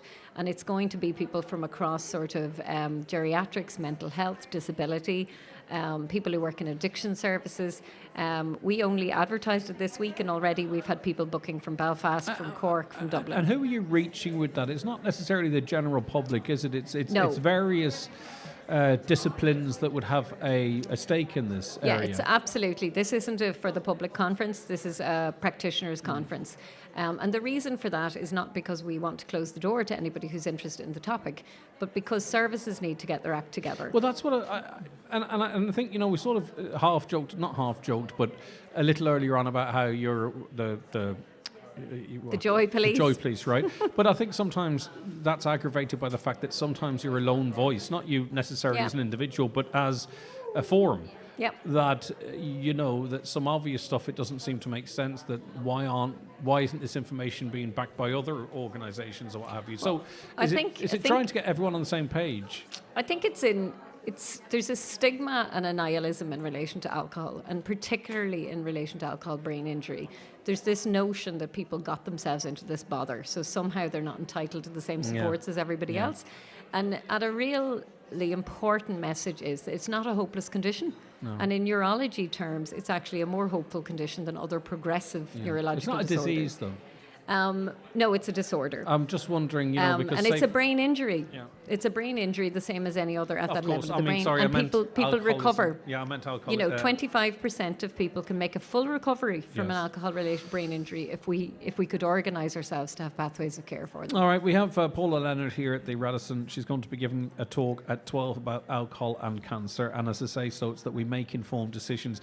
We're so slow on our conversations about alcohol that our problems with drugs are racing up on the inside rail and have almost overtaken. And we see that in terms of detection figures and what have you.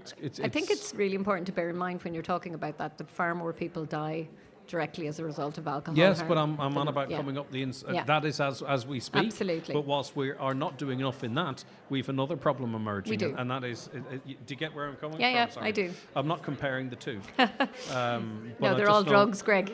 There's just a lot of young people now that probably won't drink but are abusing drugs. But Paul, listen, keep up the great work that you do. I'm going to leave you over to Bill. Yes, because you are prepping for your talk at 12. Thanks so a much. million. Always Lovely to talk to you. Bye. Always a pleasure, Paula Leonard. Bill Vaughan, Development Officer with Mental Health Ireland. Bill, good morning to you. You're going to be speaking a little later on. You're giving a talk at 1 p.m. on personal mental health. So what's the main points you'll be getting across? Greg, how you doing? Good Thanks morning, Bill. for the invite to talk. And you have a great setup here, I must say. The talk will be on the personal side of mental health, as opposed to we hear a lot of campaigns around exercise is good for mental health, sleep is good for mental health, and a lot of people know that. Most people know that anyway. And the problems lie more with lack of awareness of mental health and lack of awareness of self.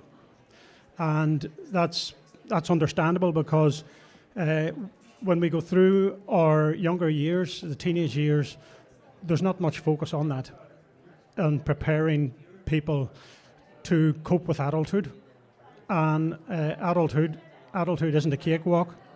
There's a lot of challenges come our way. And, if you look at the problems in the country, you can see a lot of it are related to stress and mental illness related issues. Yeah. And it's about tooling people up as well, isn't it? You know, I mean, I think a lot of the problems we've identified, there's lots of ways that people can help themselves, and there's lots of services to help people with mental health issues. And I think a lot of people maybe sometimes need to recognise or identify mental health issues that they might have themselves. A lot of people tolerate it. Yes, no one thinks of mental illness until it comes along into their house, be it with themselves or with a family member. Then the first thing they think of is the GP, the doctor. So they go to the doctor, and then it's usually along the formal lines of, okay, we're going to send you to the mental health services. There'll be maybe a bit of a waiting time or whatever. What people don't understand is the community support groups that are out there. Like today being an example of all, if you walk around the room today, there are some fantastic organisations. There really is a lot, isn't there? Yeah, that support mental health. And we've talked to many of those, Bill, and I just wanted a quick word to give people notice that you're speaking at 1. And I think it's going to be a really worthwhile conversation, and there's still time for people. You just come down to the Radisson and you walk on in.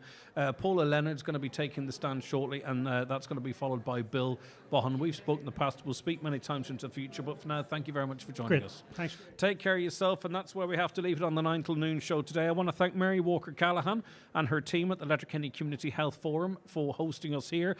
Also, Paul Byrne and Peter and their teams at the beautiful Radisson Hotel. It's absolutely wonderful here. I want to thank Caroline O, who researched and produced, assisted by Shannon, and Joe Dex, who kept us on air. We're back in studio tomorrow, of course, but for now, stay tuned. John Bresson is coming up around the northwest after we take a quick commercial